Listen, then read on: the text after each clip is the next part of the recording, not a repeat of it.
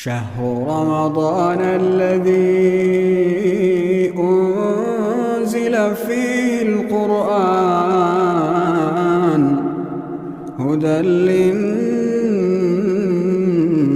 وبينات من الهدى والفرقان. باللہ من الشیطان الرجیم. بسم اللہ الرحمن الرحیم. رب اشرح لی صدری ویسر لی امری واحلل عقدۃ من لسانی یفقہوا قولی. السلام علیکم ورحمۃ اللہ وبرکاتہ. اللہ تعالیٰ سے دعا ہے کہ اللہ تعالیٰ ہم سب کو بہترین ایمانی حالات میں رکھے. اللہ تعالیٰ ہم سب سے راضی ہو جائے. آمین ثم آمین. 5ویں پارے کا آغاز کرتے ہیں. سورہ نساء ہے اور آیت نمبر 24 ہے. چوتھے پارے کے اختتام پہ ہم نے حرام رشتوں کے بارے میں دیکھا تھا اور سیکھا تھا، اور اب جو آغاز کریں گے وہ جنگ میں جو لونڈیاں ملی ہیں ان کے بارے میں احکامات ہیں. اور وہ عورتیں بھی حرام ہیں جو شادی شدہ ہوں مگر تمہارے دائیں ہاتھ جن کے مالک ہو جائیں. یہ تم پر اللہ تعالیٰ کا حکم ہے، اور ان کے علاوہ تمہارے لیے سب عورتیں حلال کر دی گئی ہیں. شرط یہ ہے کہ تم اپنے مالوں یعنی کہ مہر کے بدلے میں حاصل کرو. یہاں سے ہمیں پتہ چلتا ہے کہ نکاح کی شرط ہے حق مہر. حق مہر کے بغیر نکاح نہیں ہے. نکاح میں لانے والے بنو، بدکاری کرنے والے نہ بنو. یعنی کہ نکاح جو ہے وہ بہتر ہے اور برائی سے بچنا ہے، اور نکاح ہی وہ پاکیزہ رشتہ ہے جو برائی کے اگینسٹ ہے. چنانچہ ان میں سے جن عورتوں سے تم فائدہ اٹھاؤ ان کو ان کے مقررہ مہر دے دو، اور مہر متعین ہونے کے بعد باہمی رضامندی سے جو بھی تم طے کر لو اس میں تم پر کوئی گناہ نہیں. یقیناً اللہ تعالیٰ بڑا جاننے والا، بڑا حکمت والا ہے. آیت نمبر 25 ہے. اور تم میں سے جو کسی آزاد مسلمان عورت سے نکاح کی استطاعت نہ رکھتا ہو تو مسلمان لونڈیوں میں سے کسی سے نکاح کر لے جو تمہارے قبضے میں ہوں. یہاں پہ لونڈی سے مراد ہے جو جنگ میں جو ہے نا، جیسے مال غنیمت حاصل ہوتا تھا اور جو مخالف پارٹی تھی اس کی طرف سے آنے والے جو خواتین تھیں ان کو لونڈی بولا گیا ہے. آج کے دور میں یہ بہت ہی جو ہے وہ ریئر سین ہے. اور جو تمہارے قبضے میں ہو، اور اللہ تعالیٰ تمہارے ایمان کو خوب جانتا ہے. تم آپس میں ایک ہی تو ہو، چنانچہ ان کے مالکوں کی اجازت سے ان کے ساتھ نکاح کر لو، اور ان کے مہر ان کو شریعت کے مطابق ادا کر دو، اور وہ پاک دامن ہوں. یعنی کہ یہ لونڈی کی بھی نا کوالٹی بتائی گئی ہے. یہ نہیں کہ کوئی کسی بھی کیٹیگری کی خاتون ہے آپ اس کے ساتھ جو ہے وہ نکاح کر لیں. تو اس میں کیا ہے، سب سے پہلی بات ہے کہ شریعت کے مطابق مہر ادا کرو. دوسری بات یہ ہے کہ وہ پاک دامن ہونی چاہیے، وہ بدکار نہ ہو. اور چوتھی بات کیا ہے، اور نہ ہی وہ چھپے دوست رکھنے والی ہو، جسے آج کے دور میں ہم چھپا کے دوستیاں انٹرنیٹ کے تھرو یا سوشل میڈیا کے تھرو کرتے ہیں. تو یہ اس دور میں بھی کچھ ایسا سلسلہ ہی ہوگا جس کے بارے میں اللہ تعالیٰ نے جو ہے ہمیں پہلے سے الرٹ کیا ہے. پھر جب وہ نکاح میں لائی جائیں اگر اس کے بعد وہ بدکاری کریں تو ان کی سزا آزاد عورتوں سے عادی ہے. یہ اس کا حکم ہے جو تم میں بدکاری کا اندیشہ رکھتا ہو، ورنہ صبر کرنا ہی تمہارے لیے زیادہ بہتر ہے، اور اللہ تعالیٰ بڑا بخشنے والا، بڑا رحم کرنے والا ہے. اگر ہم رکوع کو جو ہے اس کا جائزہ لیں تو اس کا جو موضوع ہے وہ خاندانی زندگی کی تنظیم ہے، اور جو اس کا مقصد ہے وہ پاک دامنی کی زندگی ہے. یعنی کہ لونڈی سے نکاح جو ہے وہ اس وجہ سے کہا گیا کہ اگر تم نکاح کی آزاد عورت سے استطاعت نہیں رکھتے، کیونکہ آزاد عورت کے حقوق بھی زیادہ ہیں، اس کا مہر بھی زیادہ ہے، اس کے رائٹس بھی زیادہ ہوتے ہیں، اور اگر کوئی مالی استطاعت نہیں رکھتا، وہ افورڈ نہیں کر سکتا اور وہ زندگی میں پاک دامن بھی رہنا چاہتا ہے، تو اس حوالے سے اس کو لونڈی سے نکاح کے لیے جو ہے نا کہا گیا ہے. ادروائز تو یہ صرف ایک پاک دامنی کی زندگی گزارنے کے حوالے سے بات ہے. ہم دیکھتے ہیں کہ کامیاب لوگ کون ہیں، جو صبر کرتے ہیں اور جو اپنے آپ کو نکاح کے بندھن میں محفوظ کر لیتے ہیں، نہ کہ برائی کی طرف جانے کو یعنی کہ وہ پریفرنس دیں. اور ناکام لوگ کون ہیں، جو چھپی دوستیاں بناتے ہیں، جو بدکاریاں کرتے ہیں، جو زنا کرتے ہیں، جن کی زندگی پاکیزہ نہیں ہوتی. ایسے لوگ ناکام ہوتے ہیں. آئیں ہم ارادہ کرتے ہیں انشاءاللہ تعالیٰ کہ چھپی دوستیاں نہیں بنانی، اور سوسائٹی میں بھی اس چیز کو پروموٹ کرنا ہے کہ چھپی دوستیاں جو ہیں وہ حرام کے زمرے میں آتی ہیں. رکوع نمبر 2 کو دیکھتے ہیں. آیت نمبر 26 ہے.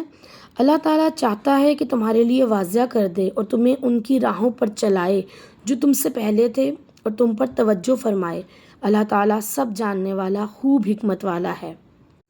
اور اللہ تعالیٰ تم پر توجہ رکھنا چاہتا ہے، اور جو خواہشات کی پیروی کرتے ہیں وہ ارادہ رکھتے ہیں کہ تم راہ راست سے بہت دور نکل جاؤ۔ اللہ تعالیٰ تم سے بوجھ ہلکا کرنا چاہتا ہے اور انسان کو کمزور پیدا کیا گیا ہے۔ اے ایمان والو، آپس میں ایک دوسرے کے مال باطل طریقے سے نہ کھاؤ، سوائے اس کے کہ تمہاری آپس کی رضامندی سے تجارت ہو، اور آپس میں قتل بھی نہ کرو، بلا شبہ اللہ تعالیٰ ہمیشہ سے تم پر بہت رحم کرنے والا ہے۔ صحیح مسلم کی روایت ہے 293 نمبر پر کہ نبی صلی اللہ علیہ وآلہ وسلم نے فرمایا کہ 3 آدمی ایسے ہیں ان پر اللہ تعالیٰ قیامت کے دن نظر کرم نہیں کرے گا، نہ ہی ان کو گناہوں سے پاک کرے گا، ان کے لیے دردناک عذاب ہے۔ اور ان میں سے پہلا شخص وہ ہے جو ٹخنوں سے نیچے کپڑا لٹکائے، یعنی کہ یہ مردوں کے لیے ہے کہ جب ان کو حکم دیا گیا ہے کہ وہ اپنے جو پائنچے ہیں ٹخنوں سے اوپر رکھیں، تو ایسا انسان جو ٹخنوں سے نیچے اپنا کپڑا لٹکائے، اللہ تعالیٰ اس پر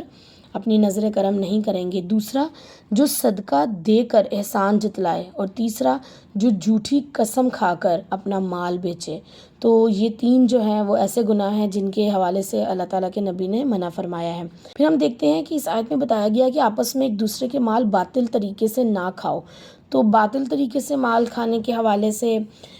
یہ ایک روایت ہمیں ملتی ہے بخاری میں 2237 نمبر پر۔ جو باطل طریقہ کار ہیں ان میں یہ ہے کہ جو کتے کی خرید و فروخت ہے، کاہن کی اجرت ہے، اور زانیہ کی قیمت سے جو ہے نا وہ منع فرمایا گیا ہے۔ آیت نمبر 30 ہے، اور جو شخص زیادتی اور ظلم سے ایسا کرے گا تو بہت ہی جلد اسے ہم ضرور آگ میں ڈالیں گے، یہ اللہ تعالیٰ پر بالکل آسان ہے۔ اور اگر تم ان بڑے بڑے گناہوں سے بچ جاؤ جن سے تمہیں منع کیا گیا ہے تو ہم تمہاری چھوٹی برائیاں تم سے دور کر دیں گے اور تمہیں بڑی باعزت جگہ میں داخل کریں گے۔ یہ بہت پیاری آیت ہے کہ اللہ تعالیٰ کہہ رہی ہیں کہ اگر تم بڑے گناہوں سے بچ جاؤ گے نا، کبیرہ گناہ ہے جو، تو میں چھوٹی چھوٹی برائیاں تم سے ویسے ہی دور کر دوں گا اور تمہیں عزت کی جگہ جو ہے وہ عطا کروں گا۔ تو بڑے بڑے گناہوں سے انشاءاللہ تعالیٰ بچنا ہے، جس میں سب سے بڑا گناہ جو ہے وہ شرک ہے، کبیرہ گناہوں میں آتا ہے والدین کی نافرمانی ہے، بے حیائی کے کام ہیں، شیطان کے قدموں کی پیروی ہے۔ تو ہم نے ان تمام بڑے گناہوں سے بچنا ہے۔ آیت نمبر 32 ہے، اور تم اس چیز کی تمنا نہ کرو جس میں اللہ تعالیٰ نے تم میں سے ایک کو دوسرے پر فضیلت دی ہے۔ مردوں کے لیے اس میں سے حصہ ہے جو انہوں نے کمایا، اور عورتوں کے لیے اس میں سے حصہ ہے جو انہوں نے کمایا، اور اللہ تعالیٰ سے اس کے فضل کا سوال کرو، یقیناً اللہ تعالیٰ ہر چیز کا خوب علم رکھنے والا ہے۔ اس آیت میں حسد کی ممانعت کی گئی ہے کہ حسد نہ کرو، کیونکہ جو ہے حسد جو ہے وہ نیکیوں کو اس طرح سے کھا جاتا ہے جیسے جو ہے وہ آگ لکڑی کو کھا جاتی ہے، اور جو کہ کسی مسلمان بہن بھائی کے پاس اگر کوئی چیز ہے، کوئی نعمت ہے اللہ کی، اور اس کو اس نگاہ سے نہ دیکھو کہ اللہ تعالیٰ نے اس کو تم پر فضیلت دی ہے، یہ اللہ تعالیٰ کی تقسیم ہے، اللہ تعالیٰ جس کو عطا کرنا چاہیں اور جس کو عطا نہ کرنا چاہیں۔ ایسا ہوتا ہے کہ اللہ تعالیٰ نعمتوں کو عطا کرنے کے بعد بھی آزماتے ہیں اور نہ عطا کر کے بھی آزماتے ہیں کہ میرا بندہ جو ہے وہ کس طرح سے ان چیزوں کو کیری کرتا ہے۔ حضرت انس بن مالک سے روایت ہے کہ رسول اللہ صلی اللہ علیہ وآلہ وسلم نے فرمایا تھا کہ آپس میں بغض نہ رکھو، حسد نہ کرو، پیٹھ پیچھے ایک دوسرے کی برائی نہ کرو، بلکہ اللہ کے بندے آپس میں بھائی بھائی بن کر رہو۔ تو انشاءاللہ تعالیٰ ہم نے کوشش کرنی ہے کہ ان برائیوں سے بچیں۔ آیت نمبر 33 ہے، اور ہر ایک کے ہم نے وارث بنائے ہیں، ان میں سے جو والدین اور قریبی رشتہ دار چھوڑ جائیں جن سے تم نے عہد باندھے ہوں، انہیں ان کا حصہ دے دو، بلا شبہ اللہ تعالیٰ ہر چیز پر ہمیشہ سے گواہ ہے۔ اگر ہم رکوع کے حوالے سے دیکھیں کہ اس کا موضوع ہے اسلامی نظام زندگی کے بارے میں بتایا گیا ہے، جو کس طرح سے ہم اس کو ایزیئر کر سکتے ہیں کہ دوسروں کا مال جو ہے باطل طریقے سے اگر ہم نہیں کھائیں گے، ہم بڑے گناہوں سے بچ جائیں گے، ہم کسی سے حسد نہیں کریں گے، کینہ نہیں رکھیں گے، بغض نہیں کریں گے، تو اوبویسلی جو یہ نظام زندگی اسلامی کے نظام زندگی کو اپنائے گا اس کی زندگی تو آسان ہی ہوگی۔ پھر ہم مقصد دیکھتے ہیں اس رکوع کا، صالحین کے طریقہ کار کی پیروی کرنی ہے، یعنی کہ نیکوکار لوگوں کے فٹ سٹیپس پہ چلنا ہے، اور دوسرا مقصد کیا ہے، اللہ تعالیٰ سے اس کا فضل ہمیشہ مانگتے رہنا ہے انشاءاللہ تعالیٰ۔ رکوع کے حوالے سے دیکھتے ہیں کہ کامیاب لوگ کون ہوں گے، جو صالحین کا طریقہ کار کی پیروی کریں گے، جو آپس کی رضامندی سے لین دین کریں گے، اور جو گناہ کبیرہ سے پرہیز کریں گے۔ اور وہ انسان کامیاب ہو جائے گا جو دوسروں کو عطا کی گئی نعمتوں کی طرف نہیں دیکھے گا اور نہ ہی ان کی تمنا کرے گا، بلکہ اللہ تعالیٰ سے اپنے لیے فضل کی دعائیں کرے گا۔ اور اس رکوع کے حوالے سے اگر ہم ناکام لوگوں کو دیکھیں تو یہ ہے کہ جو خواہشات نفس کی پیروی کرتے ہیں، راہ راست سے جو ہٹ جانے والے لوگ ہیں، جو ایک دوسرے کا مال باطل طریقوں سے کھاتے ہیں، جو ظلم و زیادتی کرتے ہیں۔ اگر ہم دیکھیں کبیرہ گناہوں کے حوالے سے،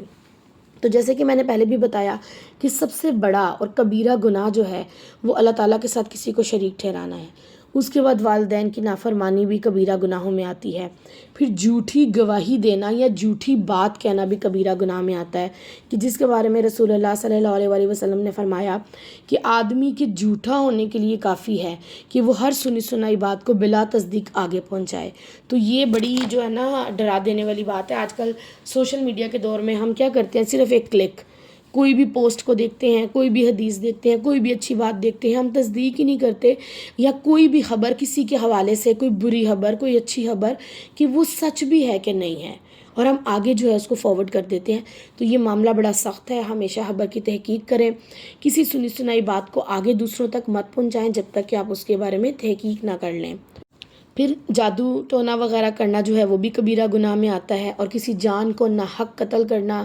بھی کبیرہ گناہ میں آتا ہے۔ یتیموں کا مال ناجائز طریقے سے کھانا، سود کا کاروبار کرنا، سود کھانا، سود کا لین دین، یہ بھی کبیرہ گناہ ہے۔ اور ایک جو سوسائٹی وائز دیکھا جائے تو پاک دامن عورتوں پر تہمت لگانا، ایک عورت پاک دامن ہے اور اس پر جھوٹی تہمت لگانا بھی کبیرہ گناہ کے زمرے میں آتا ہے۔ اسی طرح چوری کرنا، زنا کرنا، یہ تمام جو گناہ ہیں یہ بڑے کبیرہ گناہوں میں ان کا شمار ہوتا ہے۔ اللہ تعالیٰ سے دعا ہے کہ اللہ تعالیٰ جو ہیں ہمیں ان تمام گناہوں سے جو ہیں وہ دور رکھیں، اور اللہ تعالیٰ سے دعا کرتے ہیں کہ ہمیں صالحین کے طریقوں پر چلنے کی توفیق عطا فرمانا، اور اللہ تعالیٰ سے دعاؤں کا رشتہ استوار رکھنا ہے، اللہ تعالیٰ سے اس کے فضل کی تمنا کرنی ہے انشاءاللہ تعالیٰ۔ رکوع نمبر 3 کو دیکھتے ہیں، آیت نمبر 34 ہے، مرد عورتوں پر قوام ہیں کیونکہ اللہ تعالیٰ نے ایک کو دوسرے پر فضیلت دی ہے، اور کیونکہ انہوں نے اپنے مالوں میں سے خرچ کیا ہے، پس نیک عورتیں فرما بردار ہوتی ہیں، وہ شوہروں کی عدم موجودگی میں بھی اللہ تعالیٰ کی حفاظت کی وجہ سے حفاظت کرنے والی ہوتی ہیں۔ تمہیں جن عورتوں سے سرکشی کا خوف ہو تو ان کو سمجھاؤ اور ان کو بستروں میں چھوڑ دو اور ان کو مارو، چنانچہ اگر وہ تمہاری اطاعت کریں تو ان کے خلاف کوئی راہ تلاش نہ کرو، بلا شبہ اللہ تعالیٰ ہمیشہ سے نہایت بلند بہت بڑا ہے۔ اس آیت سے ہمیں پتہ چلتا ہے کہ مرد اور عورت تو پیدائشی اعتبار سے یعنی کہ اللہ تعالیٰ نے as a human being in کو ایکول ہی بنایا ہے، لیکن دنیا میں آنے کے بعد اللہ تعالیٰ نے ان کی رسپانسبلٹیز الگ الگ کر دی ہیں، کہ خواتین کا جو کام ہے وہ زیادہ تر اپنے گھر کی سراؤنڈنگ کے اندر ہوتا ہے، اور جو مرد کا کام ہے وہ مشکلات سے بھرا ہوا ہے، وہ باہر سوسائٹی میں نکلتا ہے، وہ سوسائٹی کی مشکلات کو فیس کرتا ہے۔ اللہ تعالیٰ نے اس کو قوام کا درجہ دیا ہے کہ وہ اس لیے قوام ہے کہ وہ عورت کے اوپر جو ہے وہ خرچ کرتا ہے، وہ محنت کرتا ہے۔ ہاں آج سوسائٹی میں عورت جو ہے وہ بھی کما رہی ہے، وہ بھی جابز کر رہی ہیں، تو یہ جو رسپانسبلٹی ہے یہ اسلام نے عورت کے اوپر نہیں ڈالی۔ اگر کسی کے پاس کوئی ٹیلنٹ ہے اور اگر اس کے اندر کوئی خوبیاں ہیں، کوالٹیز ہیں، ایجوکیشن ہے، اگر وہ اس کو جو ہے وہ سرو کرنا چاہتی ہے سوسائٹی میں تو اس میں کوئی برائی نہیں ہے، لیکن اس کے حوالے سے ہم یہ نہیں کہہ سکتے کہ اگر آپ کما رہے ہو تو آپ قوام بن گئے ہو، کیونکہ اللہ تعالیٰ نے یہ رسپانسبلٹی عورت پہ ڈالی ہی نہیں کمانے والی، یہ تو اس کی اپنی چوائس ہے کہ اگر وہ کچھ اپنے اندر ٹیلنٹ رکھتی ہے تو وہ اس کو سوسائٹی میں سرو کرنا چاہتی ہے، لیکن جو رسپانسبلٹی اللہ تعالیٰ نے اولاد کی پرورش کے حوالے سے ہے، پرورش تو دونوں کا ہی جو ہے نا وہ کام ہے، پیرنٹس کا، والدین کا کام ہے، لیکن اگر ہم دیکھتے ہیں مرد حضرات ہیں وہ زیادہ تر گھر سے باہر ان کا وقت گزرتا ہے، وہ کمائی والی طرف اور وہ اخراجات کو پورا کرنا ان کی رسپانسبلٹی ہوتی ہے، تو یہ اس لیے زیادہ تر جو ہے وہ والدہ کی طرف یہ چیز آ جاتی ہے کہ خواتین جو ہیں، جو عورت ہے وہ اپنے بچوں کی پرورش اور اس کی جو تعلیم و تربیت ہے اس کا بڑا حصہ اس کی ذمہ داری بن جاتا ہے۔ تو دیٹس وائی اللہ تعالیٰ نے صرف اسی لیے مرد کو قوام بنایا، اس کو فضیلت دی کہ وہ جو ہے وہ عورت پہ خرچ کرتا ہے۔ باقی کوئی جو اعمال ہیں، اگر کوئی عبادت کر رہا ہے، کوئی نماز پڑھ رہا ہے، کوئی روزہ رکھ رہا ہے، کوئی زکوٰۃ دے رہا ہے، تو وہ اعمال میں کوالٹی ہے۔ اللہ تعالیٰ یہ نہیں کہہ رہے کہ اگر ایک مرد ہے وہ قوام ہے تو اس کے اعمال جو ہیں اس کا اجر زیادہ ہے، اور ایک عورت جو گھر کے اندر ہے اور اس کا اجر کم ہے، تو ایسا نہیں ہے۔ اجر کے اعتبار سے، عبادات کے اعتبار سے، اپنے معاملات کے اعتبار سے ان کو ایکوالٹی دی گئی ہے، مرد اور خواتین دونوں میں ایکوالٹی ہے۔ پھر یہاں پہ صرف قوام کی رسپانسبلٹی یہ نہیں ہے کہ وہ جو ہے وہ نان نفقہ ہی اٹھاتا ہے، بلکہ یہاں پہ بتایا گیا ہے اس آیت میں کہ نیک عورتیں جو فرما بردار ہوتی ہیں، جب آدمی ان کا شوہر موجود نہیں ہوتا، ان کی غیر موجودگی میں بھی جو ہے وہ ان کی عزتوں کی حفاظت کرنے والی ہوتی ہیں۔ لیکن اگر ان کیس کسی آدمی کو پتہ چلتا ہے کہ اس کی عورت جو ہے وہ سرکشی کر رہی ہے، تو قوام کی رسپانسبلٹی کیا ہے؟ ہم کیا کرتے ہیں کہ بہت پیک پہ ان باتوں کو لے جاتے ہیں، لیکن اس آیت کے تھرو ہمیں سمجھایا گیا ہے، مردوں کو سمجھایا گیا ہے کہ اگر آپ کو سرکشی کا بھی خوف ہو تو ان کو پیار سے سمجھاؤ۔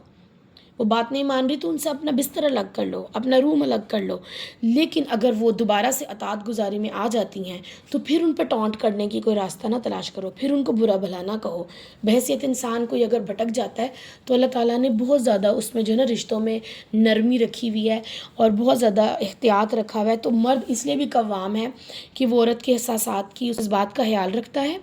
اور اس کی غلطیوں کو درگزر کرتا ہے دل بڑا کر کے، تو دیٹس وائی اس کا جو ہے مقام زیادہ ہے۔ آیت نمبر 35 ہے، اور اگر تمہیں زوجین کے درمیان انبن کا اندیشہ ہو تو ایک منصف شوہر کے رشتہ داروں میں سے اور ایک منصف بیوی کے رشتہ داروں میں سے مقرر کر دو۔ اگر دونوں اصلاح کا ارادہ رکھیں گے تو اللہ تعالیٰ ان کے درمیان موافقت کر دے گا، بلا شبہ اللہ تعالیٰ ہمیشہ سے سب جاننے والا بہت باخبر ہے۔ اچھا، یہ ازدواجی زندگی کی خوبصورتی کے لیے اسلام نے ایک قاعدہ بتایا ہے کہ اگر کبھی اختلافات ہو جاتے ہیں، کوئی لڑائی جھگڑا ہو جاتا ہے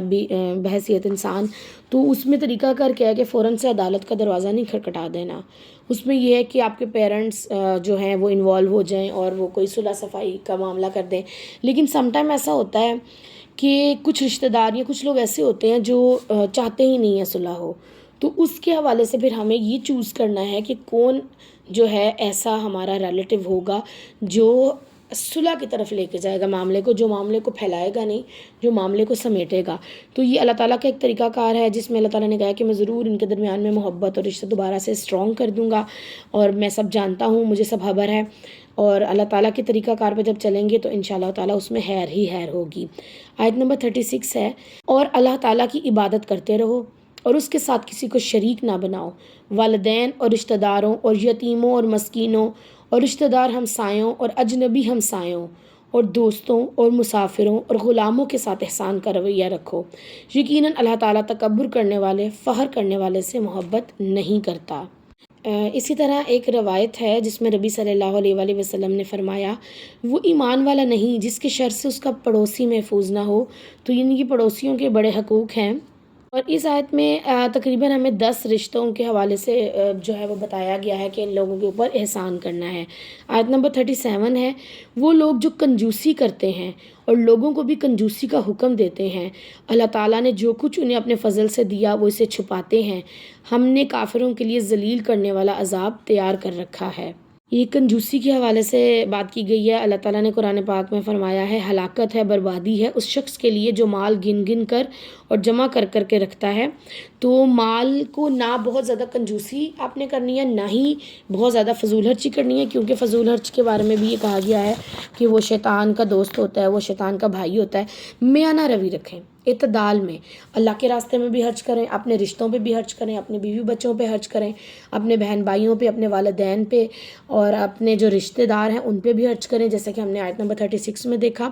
ایک بیلنسڈ لائف گزاریں، اسلام جو ہے ہمیں بیلنسڈ لائف کی ہی جو ہے وہ ترغیب دیتا ہے۔ آیت نمبر 38 ہے، اور جو لوگ اپنے مال لوگوں کو دکھانے کے لیے خرچ کرتے ہیں، یعنی کہ ریاکاری کرتے ہیں، اور دکھاوا تو ویسے بھی بہت سخت گناہ کی بات ہے، وہ اللہ تعالیٰ اور آخرت کے دن پر ایمان نہیں رکھتے، اور شیطان جس کا دوست بن جائے تو وہ بہت ہی برا دوست ہے۔ یہاں پہ ہمیں یہ بھی پتہ چلتا ہے کہ ریاکاری کرنے والا شیطان کا دوست ہوتا ہے۔ آیت نمبر 39 ہے، اور اگر وہ اللہ تعالیٰ اور آخرت کے دن پر ایمان لاتے اور جو اللہ تعالیٰ نے انہیں دے رکھا ہے اس میں سے وہ خرچ کرتے تو ان کا کیا بگڑ جاتا؟ اللہ تعالیٰ ہمیشہ سے انہیں خوب جاننے والا ہے۔ بلا شبہ اللہ تعالیٰ کسی پر ذرہ برابر بھی ظلم نہیں کرتا، اگر ایک نیکی ہے تو اس کو کئی گنا بڑھا دیتا ہے اور اپنے پاس سے اجر عظیم عطا کرے گا۔ پھر کیا حال ہوگا جب ہم ہر امت میں سے ایک گواہ لائیں گے اور آپ کو ان پر گواہ بنائیں گے۔ اس آیت کو پڑھ کے رسول اللہ صلی اللہ علیہ وآلہ وسلم بھی جو تھے وہ رونے لگ جاتے تھے کہ پھر کیا حال ہوگا جب ہم ہر امت میں سے گواہ لائیں گے اور آپ کو ان پر گواہ بنائیں گے، یعنی کہ جو بھی انسان نے اعمال کیے ہوں گے وہ سارے جو ہیں اللہ تعالیٰ کے سامنے جو ہیں وہ سامنے آ جائیں گے، اور پھر اس وقت انسان کی کیا حالت ہوگی، نہ وہ آگے کا رہے گا نہ وہ پیچھے کا رہے گا۔ آیت نمبر 42 ہے، جس دن کافر اور اس رسول کے نافرمان تمنا کریں گے کاش ان پر زمین برابر کر دی جائے اور وہ اللہ تعالیٰ سے کوئی بات بھی چھپا نہ سکیں گے۔ یعنی کہ قیامت کے دن کی بات ہو رہی ہے کہ اس دن کافر اور جن لوگوں نے رسول اللہ کی نافرمانی کی ہوگی، اس دن وہ کہہ رہے ہوں گے کہ کاش ان پر یہ زمین برابر کر دی جائے، اور وہ اللہ تعالیٰ سے کوئی بات بھی چھپا نہ سکیں گے، کیونکہ تب ساری باتیں کلیئر سامنے اللہ تعالیٰ کے کیمرے نظر آ جائیں گے۔ پھر انسان کدھر جائے گا؟ یہ سوچنے والی بات ہے۔ اگر ہم رکوع کے موضوع کے حوالے سے دیکھیں تو انسان کو خاندانی نظام کے لیے کچھ ہدایات دی گئی ہیں، اور اگر ہم مقصد کے حوالے سے دیکھیں تو اللہ تعالیٰ سے ڈرتے ہوئے اپنے خاندان اور معاشی تعلقات کو بہتر بنانا ہے، اس کی اصلاح کرنی ہے اور اس میں بہتری لانی ہے۔ اب کامیاب لوگوں کے حوالے سے دیکھیں اگر، تو وہ اطاعت گزار ہوتے ہیں، اللہ اور حقوق العباد کی حفاظت کرنے والے ہوتے ہیں، اور وہ صالح انسان ہوتے ہیں، یعنی کہ نیکوکار ہوتے ہیں۔ وہ ایسے لوگ ہوتے ہیں جو ہمیشہ شوہر اور بیوی کے درمیان صلح کروانے والے ہوتے ہیں، اللہ کی بندگی کرنے والے ہوتے ہیں، غلط رویوں اور صحیح رویوں کو سمجھنے والے لوگ ہوتے ہیں، اور وہ لوگ کامیاب ہوں گے اس دنیا میں بھی آخرت میں بھی جو شرک نہیں کریں گے، والدین کے ساتھ حسن سلوک کریں گے، کیونکہ اللہ کے نبی نے فرمایا کہ تمہارے حسن سلوک کا جو حقدار ہیں وہ اس میں جو والدہ کا ہے وہ 3 درجہ بتایا اور 1 درجہ جو ہے والد کا بتایا۔ کامیاب لوگ وہ ہیں جو یتیموں مسکینوں کے ساتھ، ہمسایوں کے ساتھ، مسافروں، غلاموں کے ساتھ حسن سلوک کرتے ہیں اور اللہ تعالیٰ کے دیے ہوئے مال میں سے خرچ کرتے ہیں۔ اگر ہم ناکام لوگوں کی بات کریں تو وہ لوگ ہوتے ہیں جو سرکشی کرتے ہیں، جو اپنی بڑائی بیان کرتے ہیں، جو ریاکاری کرتے ہیں، غرور کرتے ہیں، بخل کرتے ہیں، کنجوسی کرتے ہیں، دکھا دکھا کے مال کو خرچ کرتے ہیں۔ اور ناکام ہو گئے وہ لوگ جو اللہ اور آخرت کے دن پر ایمان نہیں رکھتے، وہ شیطان کے دوست ہوتے ہیں، وہ رسولوں کی نافرمانی کرنے والے ہوتے ہیں۔ آئیے ہم سب ایک اللہ تعالیٰ سے جو ہے دعا کرتے ہیں کہ اللہ تعالیٰ ہمیں کامیاب لوگوں میں ہمارا شمار فرما دینا، آمین ثم آمین۔ رکوع نمبر 4 ہے اور آیت نمبر 43 ہے۔ اے ایمان والو، تم نماز کے قریب بھی نہ جاؤ جب نشے میں ہو، یہاں تک کہ تمہیں معلوم ہو جو کچھ تم نماز میں کہتے ہو، اور نہ ہی جنابت میں، یہاں تک کہ تم غسل کر لو، لیکن تم راستے سے گزرنے والے ہو تو اور بات ہے، اور اگر تم بیمار ہو یا سفر میں ہو، یا تم میں سے کوئی قضائے حاجت سے آیا ہو، یا تم نے عورتوں سے مباشرت کی ہو، پھر تم پانی نہ پاؤ تو پاک مٹی سے تیمم کرو، پھر اپنے چہروں اور ہاتھوں کا مسح کرو، یقیناً اللہ تعالیٰ ہمیشہ ہی سے بڑا درگزر کرنے والا، بڑا بخشنے والا ہے۔ اس آیت میں ہم دیکھتے ہیں کہ اللہ تعالیٰ کے ایک فضل کا تذکرہ ہے کہ تیمم کے بارے میں بات ہوئی ہے، اور اگر پانی نہ پاؤ تو اللہ تعالیٰ نے مسلمانوں کے اوپر ایک اپنی نعمت جو ہے وہ مزید دکھا دی ہے کہ آپ پاک مٹی سے جو ہے وہ اپنے آپ کو پاک صاف کر سکتے ہو، آپ تیمم کر سکتے ہو، اور تیمم کا طریقہ بتا دیا کہ پاک مٹی لو، اس کو اپنے ہاتھ سے جھاڑو، اسے اپنے چہروں اور ہاتھوں کا مسح کرو، اور یہ جو ہے یہ طریقہ کار ہے تیمم کا۔ آیت نمبر 44 ہے، کیا آپ نے نہیں دیکھا جن کو کتاب میں سے ایک حصہ دیا گیا، وہ گمراہی خرید رہے ہیں اور وہ چاہتے ہیں کہ تم بھی راستہ گم کر دو، اور اللہ تعالیٰ تمہارے دشمنوں کو خوب جانتا ہے، اور اللہ تعالیٰ ہی دوست کافی ہے، اور اللہ تعالیٰ ہی مددگار کافی ہے۔ یہود میں سے بعض لوگ باتوں کو ان کی جگہوں سے بدل دیتے ہیں اور کہتے ہیں ہم نے سنا اور ہم نے نافرمانی کی۔ وہ اپنی زبانیں موڑتے ہیں اور دین اسلام میں طعن کرتے ہوئے آپ سے کہتے ہیں اور تم سنو کہ تمہیں نہ سنایا جائے اور ہماری رعایت کرو، اور اگر وہ کہتے ہیں ہم نے سنا اور ہم نے اطاعت کی اور آپ سنیے اور ہم پر نظر کرم کیجیے، تو ان کے حق میں بلا شبہ زیادہ بہتر اور انتہائی مناسب ہوتا، مگر اللہ تعالیٰ نے ان کے انکار کی وجہ سے ان پر لعنت کر دی، چنانچہ ان میں سے کم ہی لوگ ایمان لائیں گے۔ آیت نمبر 47 ہے، اے وہ لوگو جنہیں کتاب دی گئی اس پر بھی ایمان لے آؤ جو ہم نے نازل کیا ہے، حالانکہ وہ تمہارے پاس کی تصدیق کرنے والا ہے، اس سے پہلے کہ ہم چہروں کو بگاڑ دیں پھر انہیں پشتوں پر لوٹا دیں یا ان پر لعنت کر دیں، جیسے ہم نے سبت والوں پر لعنت کی، اور اللہ تعالیٰ کا حکم ہمیشہ ہو کر رہنے والا ہے۔ آیت نمبر 48 ہے، بے شک اللہ تعالیٰ اپنے ساتھ کیا گیا شرک معاف نہیں کرے گا، اور اس کے علاوہ جس کو چاہے گا وہ بخش دے گا، اور جس نے اللہ تعالیٰ کے ساتھ شرک کیا تو اس نے بہت بڑے گناہ کا بہتان باندھا۔ کیا آپ نے نہیں دیکھا جو خود کو پاک کہتے ہیں، بلکہ اللہ تعالیٰ جس کو چاہتا ہے پاک کرتا ہے، اور ان پر داغا برابر بھی ظلم نہیں کیا جائے گا۔ دیکھیے وہ اللہ پر کیسا جھوٹ باندھتے ہیں، اور اتنا واضح گناہ ہی کافی ہے۔ رکوع نمبر 4 کے موضوع کے حوالے سے اگر بات کی جائے تو عقلی اور جسمانی نجاست کو دور کرنے کے حوالے سے جو ہے وضاحت کی گئی ہے، اور مقصد زندگی کو دیکھیں تو اللہ کی کتاب کو دل سے ماننا ہے انشاءاللہ تعالی۔ اب ہم کامیاب لوگوں کے حوالے سے دیکھیں تو وہ کون سے لوگ ہیں جو سچائی کا راستہ اختیار کرتے ہیں اور پاکیزگی کا اہتمام کرتے ہیں اپنی زندگی میں، اور ناکام لوگ کون ہیں جو گمراہی کا راستہ اختیار کرتے ہیں، خود بھی گمراہ ہیں، دوسروں کو بھی گمراہ کرتے ہیں، وہ دین میں تانا زنی کرتے ہیں، وہ باطل پرستی جو ہے اس کے راستے اختیار کرتے ہیں، وہ اللہ تعالیٰ کے ساتھ شریک ٹھہراتے ہیں۔ ناکام ہیں وہ لوگ جو اپنی پاکیزگی کا تو دم بھرتے ہیں لیکن وہ پاکیزگی اختیار نہیں کرتے اور وہ اللہ تعالیٰ پر جھوٹ باندھتے ہیں۔ تو انشاءاللہ تعالیٰ اس رکوع کو پڑھنے کے بعد ہم نے ارادہ کرنا ہے کہ ہم نے ذہنی، جسمانی، عقلی ہر طرح سے طہارت کو حاصل کرنا ہے، اس کے لیے ہم نے کوششیں بھی کرنی ہیں اور اللہ تعالیٰ سے دعائیں بھی کرنی ہیں انشاءاللہ۔ رکوع نمبر 5 ہے اور آیت نمبر 51 ہے کہ آپ نے نہیں دیکھا جنہیں کتاب میں سے ایک حصہ دیا گیا، وہ بتوں پر اور باطل معبودوں پر ایمان رکھتے ہیں اور کافروں کے بارے میں کہتے ہیں کہ وہ ایمان والوں سے زیادہ صحیح راستے پر ہیں۔ یہی لوگ ہیں جن پر اللہ تعالیٰ کی لعنت ہے، اور جس پر اللہ تعالیٰ لعنت کرتا ہے تو اس کا آپ کوئی مددگار نہ پائیں گے۔ کیا ان کا حکومت میں کوئی حصہ ہے؟ تب وہ لوگوں کو کھجور کی گٹھلی کے شگاف برابر بھی نہ دیں گے۔ کیا وہ لوگوں سے اس پر حسد کرتے ہیں جو اللہ تعالیٰ نے انہیں اپنے فضل سے عطا کیا؟ چنانچہ ہم اولاد ابراہیم کو کتاب و حکمت دے چکے ہیں، ہم نے انہیں عظیم بادشاہت سے بھی نوازا تھا۔ اس آیت میں اللہ تعالیٰ کے فضل سے مراد ہے اللہ تعالیٰ کی نبوت، قرآن پاک اور اللہ تعالیٰ کی ہدایت۔ اللہ تعالیٰ سے دعا ہے کہ ہمیں بھی اپنا فضل عطا فرما دے، ہمیں بھی ہدایت کا راستہ عطا فرما دے، آمین ثم آمین۔ آیت نمبر 55 ہے، ان میں سے بعض نے اس کو مانا ہے اور ان کے بعض اس سے رک گئے ہیں، اور جہنم ہی دہکانے کو کافی ہے۔ بلا شبہ جن لوگوں نے ہماری آیات کا انکار کیا، بہت جلد ہم انہیں آگ میں ڈالیں گے، جب ان کی کھالیں جل جائیں گی تو انہیں ہم اس کے علاوہ کھالیں بدل دیں گے تاکہ وہ عذاب چکھتے رہیں۔ یقین جانو اللہ تعالیٰ ہمیشہ ہی بڑا زبردست ہے، حکمت والا ہے۔ اور جو ایمان لائے ہیں اور انہوں نے نیکیاں کی ہیں، انہیں جلد ہی ہم ایسے باغات میں داخل کریں گے جن کے نیچے نہریں جاری ہوں گی، ان میں وہ ہمیشہ رہیں گے، ان کے لیے اس میں پاکیزہ بیویاں ہوں گی، اور ہم انہیں بہت گھنی چھاؤں میں داخل کریں گے۔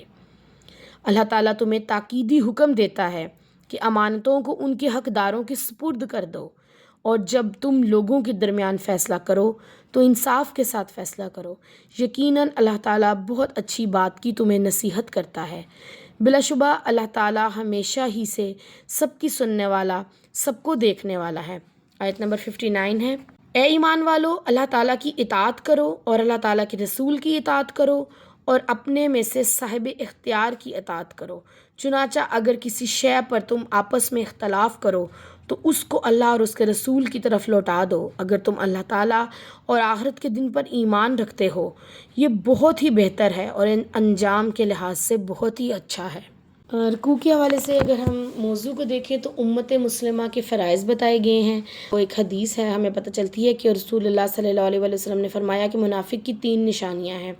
کہ جب وہ بات کرتا ہے تو جھوٹ بولتا ہے، جب اس کے پاس امانت رکھوائی جاتی ہے تو وہ خیانت کرتا ہے، اور جب وہ عہد کرتا ہے کوئی تو ہمیشہ وعدہ خلافی کرتا ہے۔ تو یہاں پہ امت مسلمہ کے فرائض کے حوالے سے جب بات ہوئی ہے تو مومنوں کی صفات کے حوالے سے بات ہوئی ہے کہ جو اپنی امانتوں کی حفاظت کرتے ہیں اور اپنے عہدوں کو پورا کرتے ہیں۔ تو دعا کریں کہ اللہ تعالیٰ ہمارے اندر جو ہے وہ مومنین والی جو ہے صفات پیدا کر دیں۔ اگر مقصد زندگی کو دیکھیں تو اللہ تعالیٰ اور اس کے رسول کی اور ذمہ داران کی اطاعت کے بارے میں بات کی گئی ہے، جو اولو الامر ہیں ان کی اطاعت کرنی ہے تب تک جب تک کہ وہ شریعت کے اگینسٹ کوئی حکم نہ دے دیں۔ اور ہم کامیاب لوگوں کا رویہ دیکھتے ہیں کہ کامیاب لوگ کون ہیں، جو اللہ کی آیات کو مانتے ہیں، جو نیک عمل کرتے ہیں، جو امانتیں حقداروں کے سپرد کرتے ہیں۔ وہ لوگ ہیں کامیاب جو عدل و انصاف کے ساتھ فیصلے کرتے ہیں اور اللہ اور اس کے رسول کی اطاعت کرتے ہیں اور اولو الامر کی اطاعت کرتے ہیں۔ اور جب بھی کبھی کوئی زندگی میں کسی معاملے میں ان کا اختلاف ہو جاتا ہے تو وہ اللہ اور اس کے رسول کی یعنی کہ قرآن و سنت کی طرف رجوع کرتے ہیں اور وہیں سے فیصلہ لیتے ہیں۔ اور ناکام لوگ کون ہیں؟ جو بتوں کو پوجا کرتے ہیں، جو طاغوت کو مانتے ہیں، جو کفر کی روش اختیار کرتے ہیں، جو حسد کرتے ہیں، جو حق سے منہ موڑتے ہیں، جو اللہ کی آیات کا انکار کرتے ہیں اور جب ان کو امانت دی جاتی ہے اس میں خیانت کرتے ہیں، وہ جو جھوٹ بولنے والے ہیں اور عہدوں کو توڑنے والے لوگ ہیں۔ تو اللہ تعالیٰ سے دعا ہے کہ ہمیں جو امانت کا حق ادا کرنے والا بنا دے۔ یہ قرآن پاک بھی اللہ تعالیٰ کی امانت ہے ہمارے پاس، جس کا حق ادا کرنے کی توفیق بھی اللہ تعالیٰ سے مانگنی ہے انشاءاللہ۔ اور جو ذمہ داری اس قرآن کے تھرو اللہ تعالیٰ نے امت مسلمہ پر ہم پر ڈالی ہے، اللہ تعالیٰ سے ہی دعا کرتے ہیں کہ اللہ تعالیٰ اس ذمہ داری کو پورا کرنے کی توفیق عطا فرما دے، آمین ثم آمین۔ کیا تم نے انہیں دیکھا جو دعویٰ کرتے ہیں کہ یقیناً وہ ایمان لائے ہیں اس پر جو آپ پر نازل کیا گیا اور اس پر بھی جو آپ سے پہلے نازل کیا گیا؟ وہ ارادہ رکھتے ہیں کہ طاغوت کے پاس فیصلہ کروانے جائیں، حالانکہ انہیں اس کا انکار کرنے کا حکم دیا گیا ہے، اور شیطان ارادہ رکھتا ہے کہ انہیں بہکا کر دور کی گمراہی میں ڈال دے۔ آیت نمبر 61 ہے، اور جب ان سے کہا جاتا ہے کہ اللہ تعالیٰ کی نازل کردہ کتاب اور اس رسول کی طرف آؤ، تو آپ منافقین کو دیکھیں، وہ آپ سے منہ موڑ کر رکے جاتے ہیں۔ چنانچہ کیا حال ہوتا ہے جب ان کے کرتوتوں کی وجہ سے ان کو مصیبت پہنچتی ہے، پھر وہ آپ کے پاس آ کر اللہ تعالیٰ کی قسمیں کھاتے ہیں کہ ہمارا ارادہ تو محض بھلائی اور میل ملاپ کا تھا۔ آیت نمبر 63 ہے، یہی لوگ ہیں، اللہ تعالیٰ جانتا ہے ان کے دلوں میں جو ہے، چنانچہ آپ ان سے اعراض کریں، انہیں واعظ و نصیحت کریں اور ان سے ان کے دلوں میں اتر جانے والی بات کریں۔ اور ہم نے ہر رسول کو محض اس لیے بھیجا کہ اللہ کے حکم سے اس کی اطاعت کی جائے، اور بلا شبہ اگر وہ آپ کے پاس آ جاتے جنہوں نے خود پر ظلم کیا تھا، اللہ تعالیٰ سے معافی طلب کرتے اور یہ رسول ان کے لیے استغفار کرتا، تو اللہ تعالیٰ کو واقعتاً توبہ قبول کرنے والا، رحم کرنے والا پاتے۔ آیت نمبر 65 ہے، تیرے رب کی قسم وہ مومن نہیں ہو سکتے جب تک کہ وہ اپنی باہمی جھگڑوں میں آپ سے فیصلہ نہ کروائیں، پھر آپ جو فیصلہ کریں اس پر اپنے دلوں میں کوئی تنگی نہ پائیں اور اسے دل و جان سے تسلیم کریں۔ مومنوں کی صفات بتائی ہیں کہ جو بھی اختلافات والے معاملات ہیں وہ اللہ اور اللہ کے نبی کی طرف لوٹاتے ہیں، اور اگر وہ رسول اللہ کے فیصلے پر ان کے دل تنگ پڑے تو پھر اٹس مین کہ وہ مومن نہیں ہیں، لیکن اگر ان کے دل میں وسعت پیدا ہوتی ہے اور وہ دل و جان سے اس کو قبول کرتے ہیں تو یہ بھی مومن کی نشانی ہے۔ آیت نمبر 66 ہے، اور اگر ہم ان پر فرض کر دیتے کہ اپنے آپ کو قتل کرو یا اپنے گھروں سے نکل جاؤ تو ان میں سے بہت تھوڑے ہی اس پر عمل کرتے، اور اگر یہ لوگ وہی کرتے جس کی انہیں نصیحت کی جاتی ہے تو یہی ان کے لیے بہت بہتر اور زیادہ ثابت قدم رکھنے والا ہوتا۔ آیت نمبر 67 ہے، اور تب ہم انہیں یقیناً اپنی جناب سے اجر عظیم عطا کرتے اور لازماً انہیں سیدھی راہ پر گامزن کرتے، اور جو اللہ تعالیٰ اور اس کے رسول کی اطاعت کریں گے تو وہ ان کے ساتھ ہوں گے جن پر اللہ تعالیٰ نے انعام کیا، یعنی نبیوں اور صدیقوں اور شہیدوں اور صالحین کے ساتھ، اور یہی بہترین رفیق ہیں۔ یہ اللہ تعالیٰ کا فضل ہے اور اللہ تعالیٰ کافی جاننے والا ہے، خوب جاننے والا ہے۔ رکوع کے موضوع کو دیکھتے ہیں کہ اسلامی قوانین کے مطابق فیصلے کیے جائیں، یعنی کہ کتاب و سنت کے مطابق جو ہے وہ کوئی بھی معاملات ہیں تو اس کا فیصلہ جو ہے کتاب و سنت کے حوالے سے کیا جائے گا، اور مقصد زندگی کیا ہے کہ اللہ اور اس کے رسول کی اطاعت کرنی ہے، تبھی ہم کامیاب لوگوں میں ہمارا شمار ہوگا، اور کامیاب ہوگے وہ لوگ جو اللہ اور اس کے رسول کی طرف بلاتے ہیں، جو اللہ اور اس کے رسول کی جو ہے اطاعت کرتے ہیں، جو بھی باہمی اختلافات ہوتے ہیں اس میں فیصلے رسول اللہ سے کرواتے ہیں، اور اس کے بعد پھر دل میں تنگی کو محسوس نہیں کرتے، اس فیصلے کو وسعت قلبی سے قبول کرتے ہیں اور اس پہ ثابت قدم رہتے ہیں اور انہی فیصلوں سے نصیحت حاصل کرتے ہیں، تو یہ کامیاب لوگ ہیں۔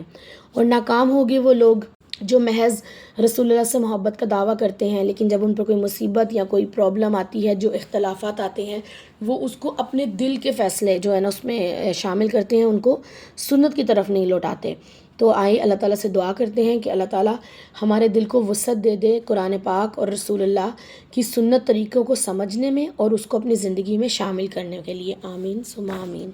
رکوع نمبر 7 ہے اور آیت نمبر 71 ہے، اے ایمان والو اپنا اسلحہ سنبھالے رکھو، چنانچہ گروہوں میں نکلو یا اکٹھے ہو کر نکلو، بلا شبہ تم میں سے وہ بھی ہے جو نکلنے میں جو ہے وہ پسو پیش کرتا ہے، چنانچہ اگر تمہیں کوئی مصیبت پہنچتی ہے تو وہ کہتا ہے اللہ تعالیٰ نے مجھ پر انعام کیا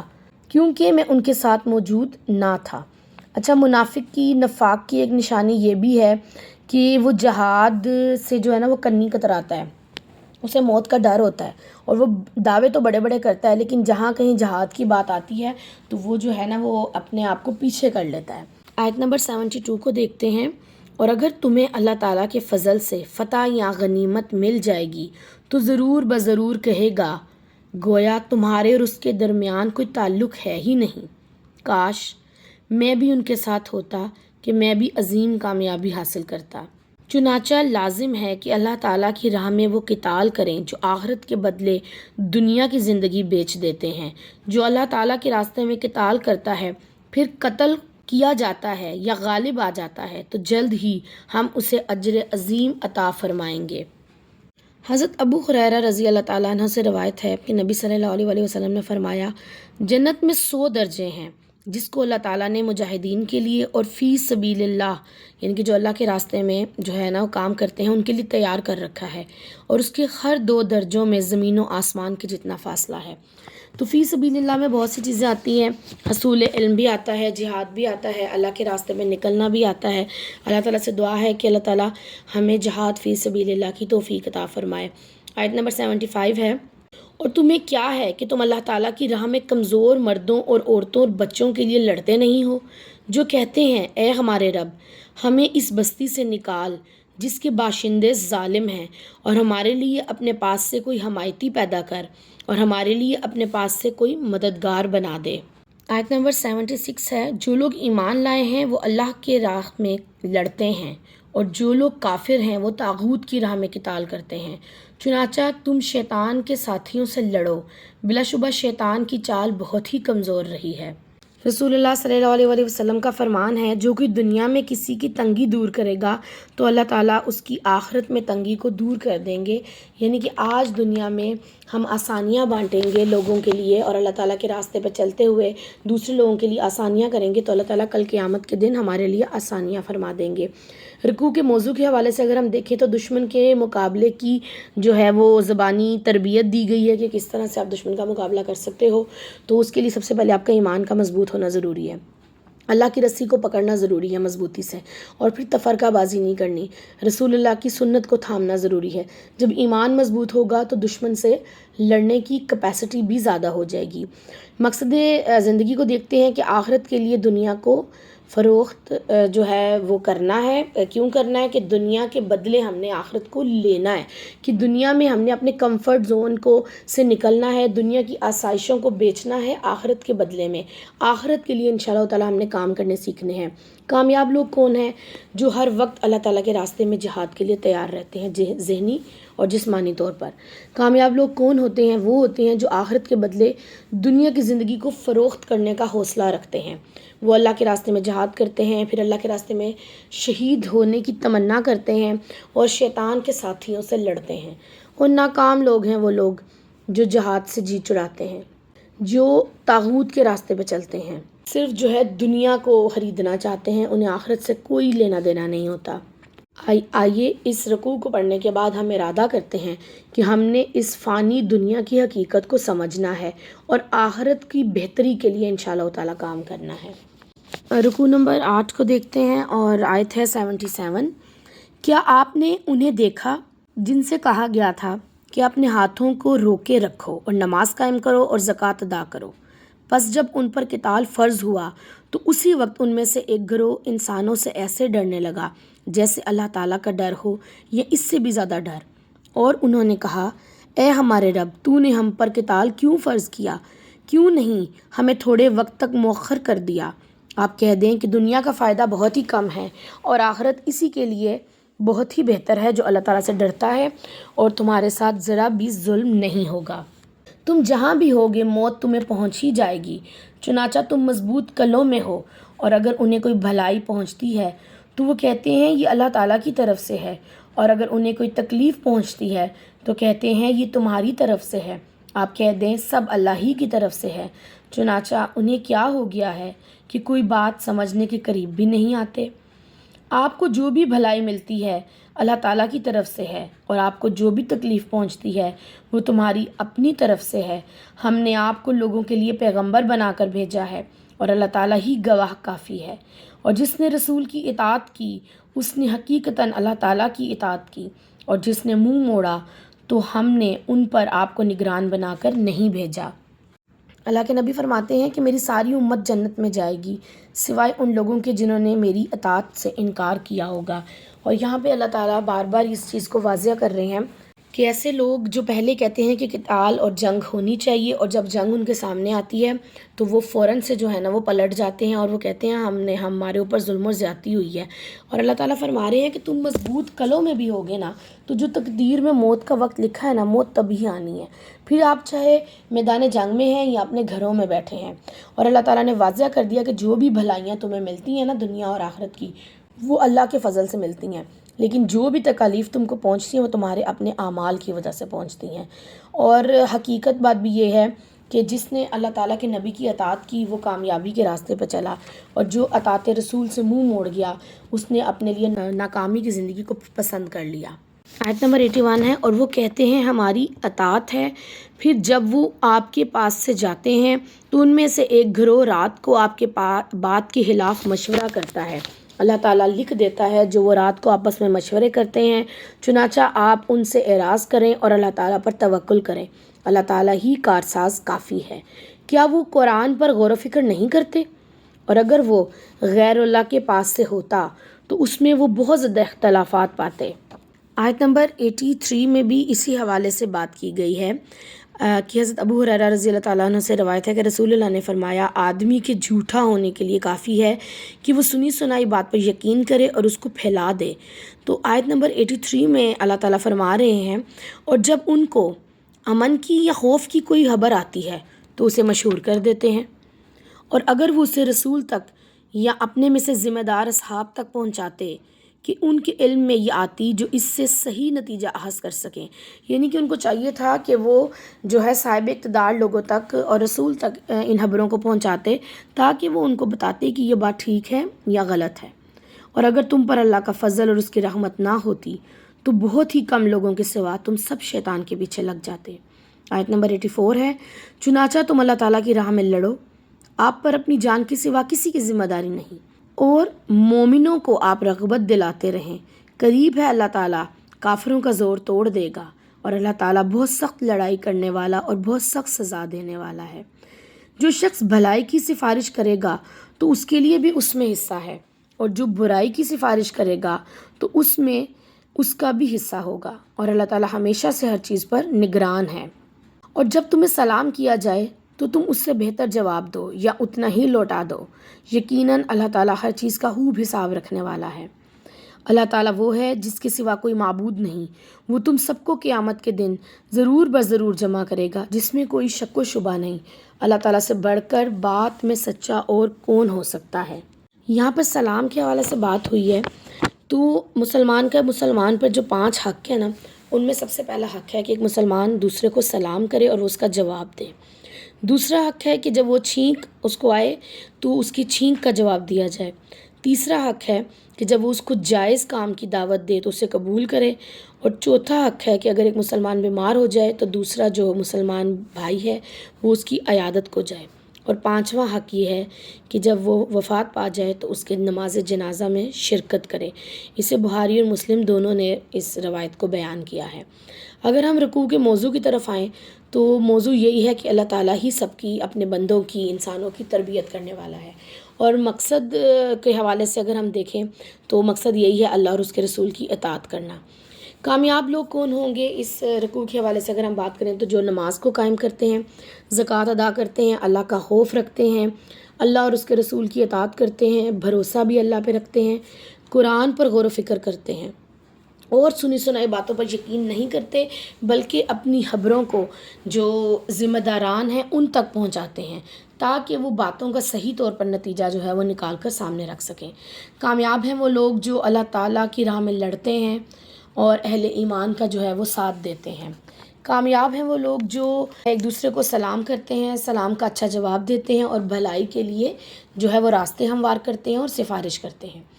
اب ہم دیکھتے ہیں کہ ناکام لوگ کون ہیں۔ ایسے لوگ جو اللہ سے ڈرتے نہیں ہیں، جو کسی بات کو سمجھتے نہیں ہیں، جو اللہ کے احکامات پر اعتراضات کرتے ہیں، وہ اللہ اور رسول کی اطاعت سے منہ موڑتے ہیں۔ ایسے لوگ ہیں جو اسلام میں افواہیں پھیلاتے ہیں اور برائی کی سفارش کرتے ہیں، یہ لوگ ناکام ہیں۔ اللہ تعالیٰ سے دعا کرتے ہیں کہ اللہ تعالیٰ ہمارا دل اور ذہن آپ کی تقدیر پر راضی ہو جائے.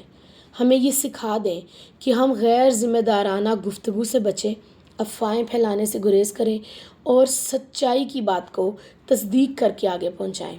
اور انشاءاللہ تعالیٰ ہم نے سلام کو رواج دینا ہے، جس کو ہم جانتے ہیں اور جس کو نہیں بھی جانتے دونوں کو سلام کرنا ہے. اللہ تعالیٰ سے دعا ہے کہ اللہ تعالیٰ ہم سب سے راضی ہو جائے. آمین ثم آمین.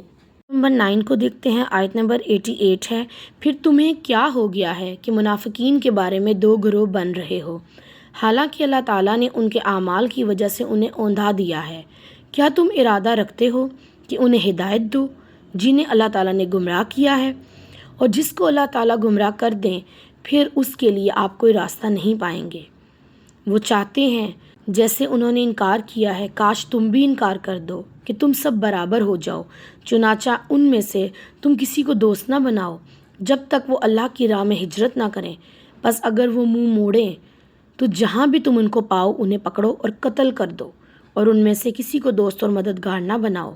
ان کے سوا جو ایسی قوم سے وابستہ ہوں کہ تمہارے اور جن کے درمیان معاہدہ ہے، یا وہ جو تمہارے پاس آئیں جن کے سینے تنگ ہیں کہ وہ تم سے لڑیں یا اپنی قوم سے لڑیں. اور اگر اللہ تعالیٰ چاہتا تو انہیں تم پر مسلط کر دیتا، چنانچہ وہ ضرور تم سے لڑتے. پھر اگر وہ تم سے کنارہ کشی اختیار کریں اور تم سے جنگ نہ کریں اور تمہاری طرف صلح بھیجیں تو اللہ تعالیٰ نے ان کے خلاف تمہارے لیے کوئی راستہ نہیں رکھا. جلد ہی تم کچھ لوگوں کو پاؤ گے جو ارادہ رکھتے ہیں کہ تم سے بھی امن میں رہیں اور اپنی قوم سے بھی امن میں رہیں، مگر جب کبھی انہیں فتنے کی طرف لایا جاتا ہے تو ان میں اوندھے ڈال دیے جاتے ہیں. چنانچہ وہ اگر تم سے الگ نہ رہیں اور تم پر صلح بھی پیش نہ کریں اور اپنے ہاتھ تم سے نہ روکیں تو تم ان کو پکڑو اور جہاں بھی انہیں پاؤ قتل کرو. اور یہی لوگ ہیں جن کے خلاف ہم نے تمہیں کھلی حجت دے دی ہے.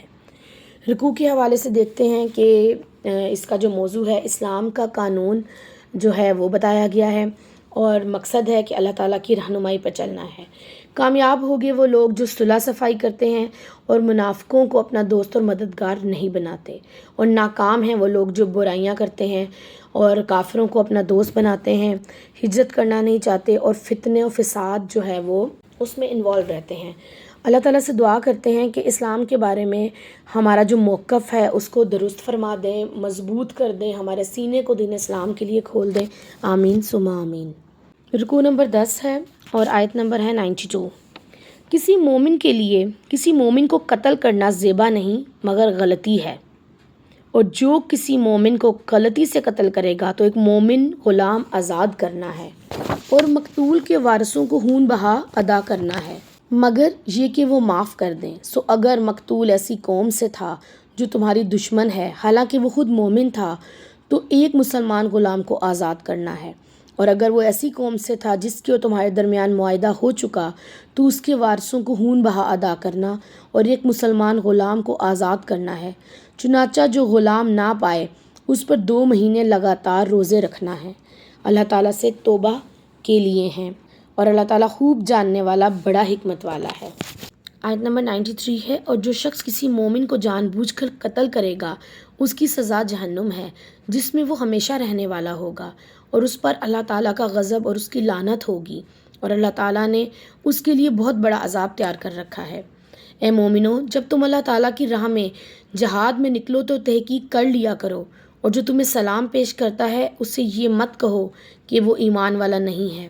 تم دنیا کی زندگی کا سامان تلاش کرتے ہو حالانکہ اللہ تعالیٰ کے پاس بہت سی غنیمتیں ہیں. پہلے تم بھی ایسے ہی تھے، سو اللہ تعالیٰ نے تم پر احسان کیا، چنانچہ تم تحقیق کرو. جو بھی تم کرتے ہو اللہ تعالیٰ اس سے خوب باخبر ہے. مومنوں میں سے بغیر عذر کے بیٹھنے والے اور اپنے مال و جان کے ساتھ اللہ کی راہ میں جہاد کرنے والے برابر نہیں ہیں.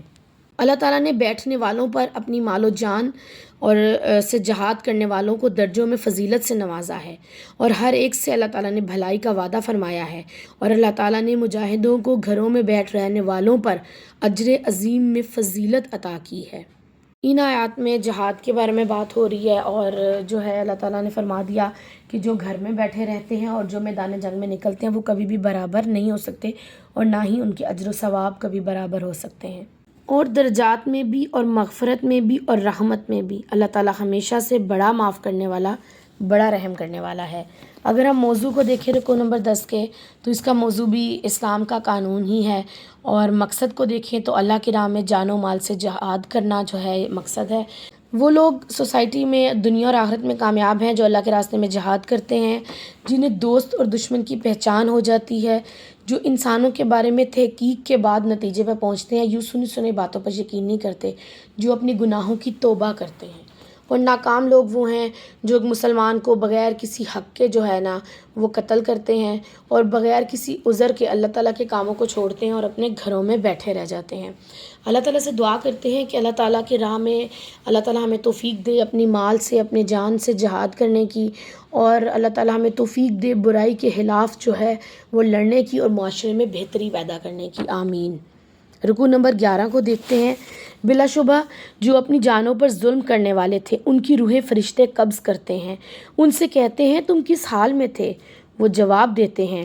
ہم زمین میں کمزور تھے۔ فرشتے ان سے کہتے ہیں کہ اللہ تعالیٰ کی زمین وسیع نہ تھی کہ تم اس میں ہجرت کرتے؟ بس انہی کا ٹھکانہ جہنم ہوگا اور بہت ہی برا ٹھکانہ ہے۔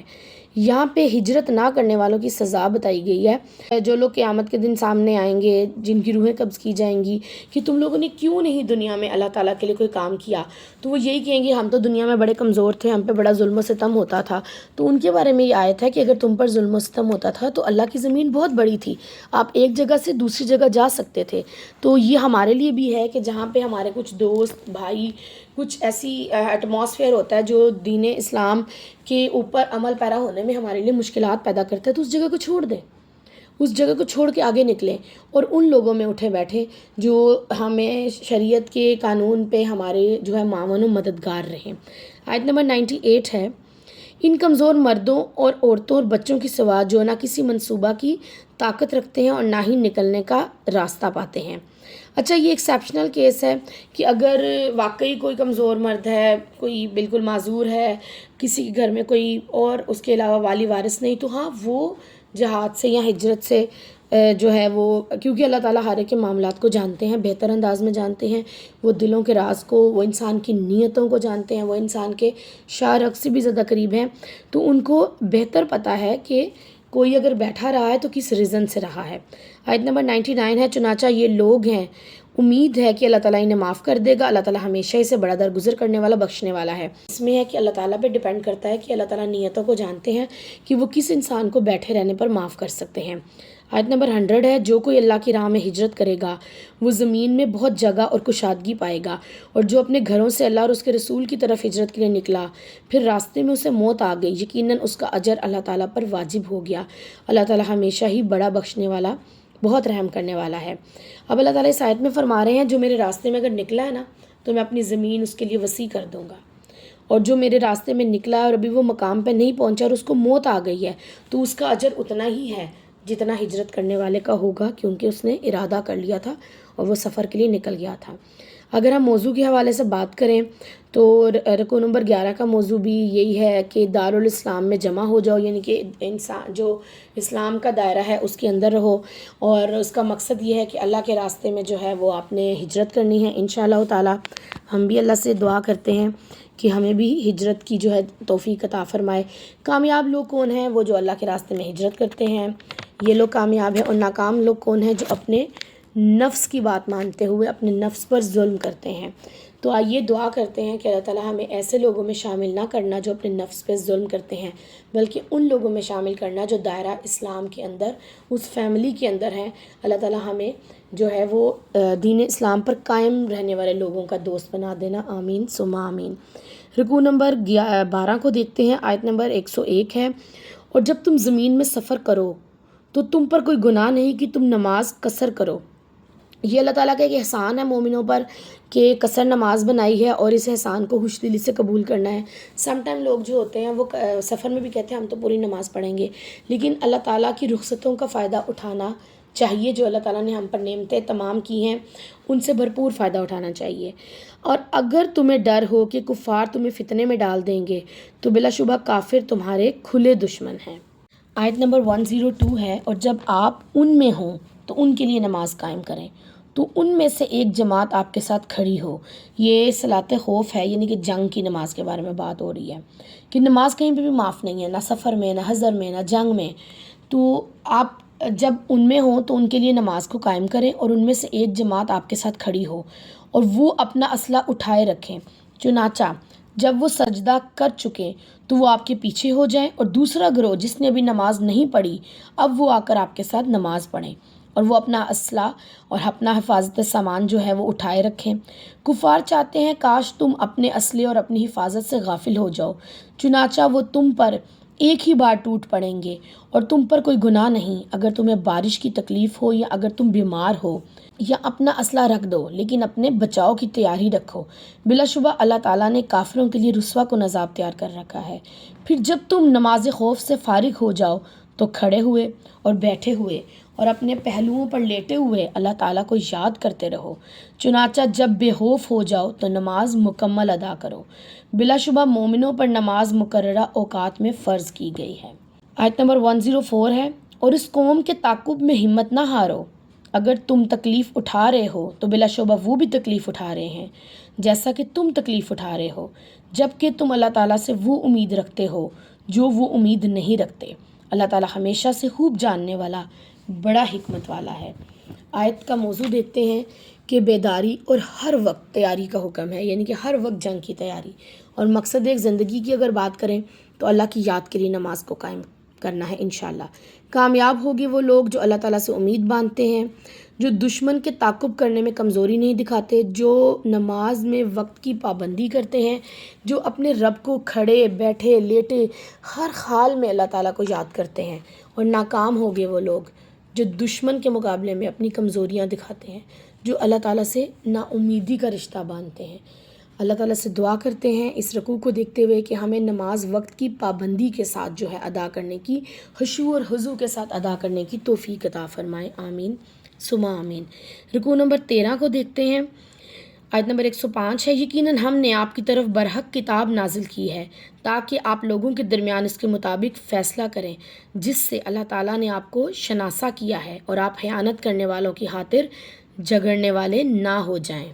اور اللہ تعالیٰ سے معافی طلب کریں۔ بلا شبہ اللہ تعالیٰ ہمیشہ سے بڑا معاف کرنے والا، بڑا رحم کرنے والا ہے، اور آپ ان کی جانب سے جھگڑا نہ کریں جو اپنے آپ سے خیانت کرتے ہیں۔ یقیناً اللہ تعالیٰ اس سے محبت نہیں کرتا جو بڑا خیانت کرنے والا، بڑا گناہ گار ہے۔ وہ لوگوں سے چھپ سکتے ہیں لیکن اللہ تعالیٰ سے نہیں چھپ سکتے، حالانکہ وہ تو اس وقت بھی ان کے پاس ہوتا ہے جب وہ راتوں کو اللہ تعالیٰ کی ناپسندیدہ باتوں میں مشورے کرتے ہیں، اور جو بھی وہ کرتے ہیں اللہ تعالیٰ ہمیشہ اس کا احاطہ کرنے والا ہے۔ ہاں، یہ تم ہی ہو جنہوں نے ان کی خاطر دنیا کی زندگی میں جھگڑا کیا، سو قیامت کے دن ان کے بارے میں اللہ تعالیٰ کے سامنے کون جھگڑا کرے گا یا کون ان کا وکیل ہوگا؟ اور جو برائی کر بیٹھے یا اپنے نفس پر ظلم کر بیٹھے پھر اللہ تعالیٰ سے بخشش کی درخواست کریں، وہ اللہ تعالیٰ کو بڑا بخشنے والا، بڑا رحم کرنے والا پائے گا۔ اور جو کوئی گناہ کماتا ہے وہ اسے اپنے ہی خلاف کماتا ہے، اللہ تعالیٰ ہمیشہ ہی خوب جاننے والا، بڑی حکمت والا ہے۔ اور جو خطا یا گناہ کرتا ہے پھر اسی کا الزام کسی بے گناہ پر لگاتا ہے تو اس نے بڑا بہتان اور واضح گناہ اٹھایا ہے۔ رکوع کے موضوع کے حوالے سے دیکھتے ہیں کہ معاشرتی عدل کی تربیت دی گئی ہے، اور مقصد زندگی کیا ہے کہ لوگوں کے درمیان حق اور انصاف کے ساتھ فیصلہ کرنا ہے۔ کامیاب لوگوں کے رویے دیکھیں تو وہ لوگوں کے درمیان حق کے ساتھ فیصلہ کرتے ہیں، اللہ تعالیٰ سے اپنے لیے جو ہے وہ درگزر کی درخواست کرنے والے لوگ ہیں، اپنے نفس سے خیانت نہیں کرتے۔ اور ناکام لوگ کون ہیں؟ جو بددیانت ہیں، جو اپنے نفس میں خیانت کرتے ہیں، جو خیانت کرنے والوں کے حمایتی ہیں، جو گناہ گاری کی زندگی گزارتے ہیں۔ ناکام ہو گئے ہیں وہ لوگ جو راتوں کو چھپ چھپ کر اللہ کی مرضی کے خلاف مشورے کرتے ہیں، اپنے نفس پر ظلم کرتے ہیں، برائیاں کماتے ہیں۔ اللہ تعالیٰ سے دعا کرتے ہیں کہ اللہ تعالیٰ ہمیں ان تمام برائیوں سے دور رکھیں۔ آئے ہم ارادہ کرتے ہیں کہ ایک امانت دار کی طرح زندگی گزاریں گے انشاءاللہ تعالیٰ۔ رکوع نمبر 14 کو دیکھتے ہیں، آیت نمبر ہے 113، اور اگر آپ پر اللہ تعالیٰ کا فضل اور اس کی رحمت نہ ہوتی تو ان میں سے ایک گروہ نے آپ کو بہکانے کا ارادہ کر ہی لیا تھا، حالانکہ وہ اپنے سوا کسی کو گمراہ نہیں کر رہے ہیں اور آپ کو وہ کوئی نقصان نہیں پہنچا سکتے، اور اللہ تعالیٰ نے آپ پر کتاب و حکمت نازل کی ہے اور آپ کو وہ سکھایا جو آپ نہیں جانتے تھے، اور آپ پر اللہ تعالیٰ کا عظیم فضل ہے، اور ان کی اکثر سرگوشیوں میں کوئی بھلائی نہیں ہے مگر جو صدقہ کا یا نیکی کا یا لوگوں کے درمیان اصلاح کا حکم دیتا ہے، اور جو اللہ کی رضا حاصل کرنے کے لیے یہ کام کرے گا تو جلد ہی ہم اسے اجر عظیم عطا فرمائیں گے۔ اور جو رسول کی مخالفت کرے گا اس کے بعد کہ اس پر ہدایت واضح ہو چکی اور اہل ایمان کے راستے کے علاوہ پر گامزن ہوگا تو ہم ان کو ادھر ہی پھیر دیں گے جدھر وہ پھرے ہیں، پھر اسے جہنم میں داخل کریں گے، اور وہ بہت ہی برا ٹھکانہ ہے۔ رکوع نمبر 14 کا جو موضوع ہے وہ ہے امت مسلمہ کے کمزور پہلوؤں کی تربیت کرنا، اور جو اس کے حوالے سے ہم دیکھتے ہیں مقصد زندگی ہے اللہ تعالیٰ کی رضا کے لیے کام کرنے ہیں انشاءاللہ۔ کامیاب ہو گئے ہیں وہ لوگ جو پوشیدہ طور پر صدقہ اور خیرات کی تلقین کرتے ہیں، لوگوں کی اصلاح کے لیے پوشیدہ طور پر کچھ کہتے ہیں، کسی نیک کام کی جو ہے وہ تلقین کرتے ہیں اور اللہ کی رضا کے لیے تمام کام کرتے ہیں۔ اور ناکام ہو گئے وہ لوگ جو دوسروں کو گمراہ کرتے ہیں، سرگوشیاں کرتے ہیں، رسولوں کی مخالفت کرتے ہیں اور مومنوں کے طریقے سے ہٹ کر چلتے ہیں۔ اللہ تعالیٰ سے دعا ہے کہ ہمیں ہر کام اللہ کی رضا کی خاطر کرنے کی توفیق عطا فرما دے، اور ہر کام میں جو ہے ہم آخرت کے پہلو کو مد نظر رکھتے ہوئے کریں گے تو انشاءاللہ ان تمام کاموں میں بہتری آئے گی۔ رکوع نمبر 15 ہے، آیت نمبر 117 ہے۔ بلا شبہ اللہ تعالیٰ اپنے ساتھ کیا گیا شرک معاف نہیں کرے گا، اور اس کے علاوہ جس کو چاہے گا وہ معاف کر دے گا، اور جو اللہ تعالیٰ کے ساتھ شرک کرتا ہے وہ دور کی گمراہی میں کھو چکا ہے۔ وہ اللہ تعالیٰ کے علاوہ اور تو ہی کو پکارتے ہیں، وہ سرکش شیطان کے سوا کسی کو نہیں پکارتا۔ اللہ تعالیٰ نے اس پر لعنت کی ہے اور اس نے کہا کہ میں تیرے بندوں میں سے مقررہ حصہ ضرور بضرور لے کر رہوں گا، اور میں ضرور بضرور انہیں گمراہ کروں گا، میں ضرور بضرور انہیں جھوٹی امیدیں دلاؤں گا، اور میں ضرور بضرور انہیں حکم دوں گا، سو وہ میرے حکم سے جانوروں کے کان چیریں گے، اور میں ان کو ضرور حکم دوں گا، سو وہ اللہ تعالیٰ کی تخلیق کو لازماً تبدیل کریں گے۔ جو اللہ کے علاوہ شیطان کو دوست بناتا ہے وہ واضح نقصان میں پڑ چکا ہے۔ وہ شیطان ان سے وعدہ کرتا ہے اور انہیں امیدیں دلاتا ہے، حالانکہ شیطان ان سے دھوکے کے سوا کوئی وعدہ نہیں کرتا۔ یہی لوگ ہیں جن کا ٹھکانہ جہنم ہے، وہ اس سے بھاگنے کی کوئی جگہ نہیں پائیں گے۔ حضرت معاذ بن جبل سے روایت ہے کہ میں عفیر نامی خچر پر سوار تھا کہ آپ صلی اللہ علیہ وآلہ وسلم نے مجھ سے فرمایا کہ اللہ کا حق کیا ہے اپنے بندوں پر کہ وہ اللہ کی عبادت کریں اور اس کے ساتھ کسی کو شریک نہ ٹھہرائیں، اور بندوں کا حق اللہ پر یہ ہے کہ وہ اسے معاف کر دیں۔ اس پر حضرت معاذ فرماتے ہیں کہ میں نے رسول اللہ سے کہا کیا میں یہ بات لوگوں کو بتا دوں؟ تو اللہ کے نبی نے فرمایا نہیں، کیونکہ وہ اسی بات پر کہیں بھروسہ کر کے نہ بیٹھ جائیں۔ یعنی کہ اس حدیث میں پتہ چلتا ہے کہ بندوں کا ہے کہ وہ اللہ کی عبادت کریں، اور اللہ تعالیٰ کا بھی حق ہے کہ وہ ان کو معاف کر دیں، لیکن پھر انسان صرف اسی چیز پہ بیٹھا رہے گا، باقی اعمال پہ توجہ نہیں دے گا۔ تو ہمیں ہر چیز کے اوپر جو ہے وہ توجہ کرنی ہے۔ پھر ہم دیکھتے ہیں شیطان نے جو ہے وہ اللہ کو جو ہے وہ کھلا چیلنج کیا تھا کہ میں تیرے بندوں کو جو ہے بہکاؤں گا، انہیں گمراہ کروں گا، انہیں جھوٹی امیدیں دلاؤں گا، اور وہ پھر دیکھنا وہ سب کچھ یعنی کہ وہ غلط کام کریں گے، وہ اللہ کی تخلیق کو بدلیں گے۔ ہم دیکھتے ہیں کہ آج کے دور میں بہت زیادہ اللہ تعالیٰ کی تخلیق کو بدلا جا رہا ہے، تو یہ جو ہے وہ بڑے گناہوں میں آتا ہے، اور شیطان جو ہے وہ انسان کو جھوٹی امیدیں دلاتا ہے لمبی زندگی کی اور زندگی کے مزوں کی، جبکہ یہ زندگی یہ دنیا فانی ہے، اس نے ختم ہو جانا ہے، اور اللہ کا وعدہ ہی سچا ہے کہ کل قیامت کے دن آنا ہے۔ اور اللہ تعالیٰ فرما رہی ہے کہ یہی لوگ ہیں جو شیطان کے پیچھے لگیں گے تو ان کا ٹھکانہ جو ہے وہ جہنم ہے۔ اور وہ جو ایمان لائے ہیں، انہوں نے نیکیاں کی ہیں، انہیں ہم بہت جلد جنتوں میں داخل کریں گے جن کے نیچے نہریں بہتی ہوں گی، وہ ان میں ابدالآباد تک رہیں گے۔ اللہ کا وعدہ سچا ہے، اللہ تعالیٰ سے زیادہ کون بات میں سچا ہوگا؟ اور نہ تمہاری تمناؤں سے ہے اور نہ اہل کتاب کی تمناؤں سے ہے، جو بھی برا عمل کرے گا اسے اس کی سزا دے دی جائے گی، وہ اللہ تعالیٰ کے سوا نہ کوئی دوست اور نہ کوئی مددگار پائے گا۔ اور جو بھی نیک عمل کرے گا، خواہ وہ مرد ہو یا عورت، اس حال میں کہ وہ مومن ہیں، یہی لوگ جنت میں داخل ہوں گے، اور ان پر کھجور کی گٹھلی کے شگاف کے برابر بھی ظلم نہ کیا جائے گا۔ اور دین میں اس سے اچھا کون ہوگا جس نے خود کو اللہ تعالیٰ کے سپرد کر دیا، اور وہ نیکی کرنے والا بھی ہے، اور وہ یکسو ہو کر ملت ابراہیم کی اتباع بھی کرتا ہے، اور ابراہیم کو اللہ تعالیٰ نے خلیل بنا لیا ہے۔ اللہ ہی کا ہے جو آسمانوں میں ہے، جو زمین میں ہے، اللہ تعالیٰ ہر چیز کا ہمیشہ احاطہ کرنے والا ہے۔ اچھا، ان آیات میں اپنا چہرہ اللہ کے حوالے کرنے سے مراد یہ نہیں کہ اپنا چہرہ جو ہے اس طرف کر لیں، مطلب یہ ہے کہ اپنی زندگی کا ہر پہلو اللہ تعالیٰ کے ساتھ جوڑنا ہے، خود کو اللہ کے سپرد کرنا ہے، اور جو بھی ہمارے اعمال ہیں، جو بھی ہمارے روزمرہ کی ڈیلنگ ہے، اس کو نبی صلی اللہ علیہ وسلم کے سنت طریقہ اور اللہ کی رضا کی خاطر جو ہے وہ ہم نے انشاءاللہ تعالیٰ کرنا ہے۔ رکوع نمبر 15 کے موضوع کے حوالے سے اگر ہم دیکھیں تو انسانی قیادت کے لیے امت مسلمہ کی تربیت کی جا رہی ہے، اور مقصد زندگی کے حوالے سے اگر ہم بات کریں تو اللہ تعالیٰ کے آگے سر تسلیم ہم کرنا اور نیک رویہ اختیار کرنا ہی اصل میں مومن کا کام ہے۔ تو کامیاب ہوگے وہ لوگ جو ایمان لائے ہیں، جنہوں نے نیک عمل کیے ہیں، اللہ تعالیٰ کے آگے سر تسلیم ہم کیا ہے، اور ابراہیم علیہ السلام کے طریقے کی پیروی کی ہے، اور وہ لوگ یکسو ہیں، یونی ڈائریکشن ہیں، ایک اللہ اور اس کی عبادت پہ فوکسڈ ہیں۔ اور ناکام ہوگے وہ لوگ جنہوں نے شرک کیا، وہ گمراہی والے اعمال کیے، انہوں نے شیطان کو اپنا دوست، ولی، وارث بنا لیا، اور اللہ تعالیٰ کے سوا دوسرے معبودوں کو جو ہے وہ اپنا معبود سمجھنے لگ گئے۔ ناکام ہیں وہ لوگ جو برے کام کرتے ہیں، جو شیطان کے قدموں پہ چلتے ہوئے جھوٹی آرزوئیں اور تمنائیں جو اپنے دل میں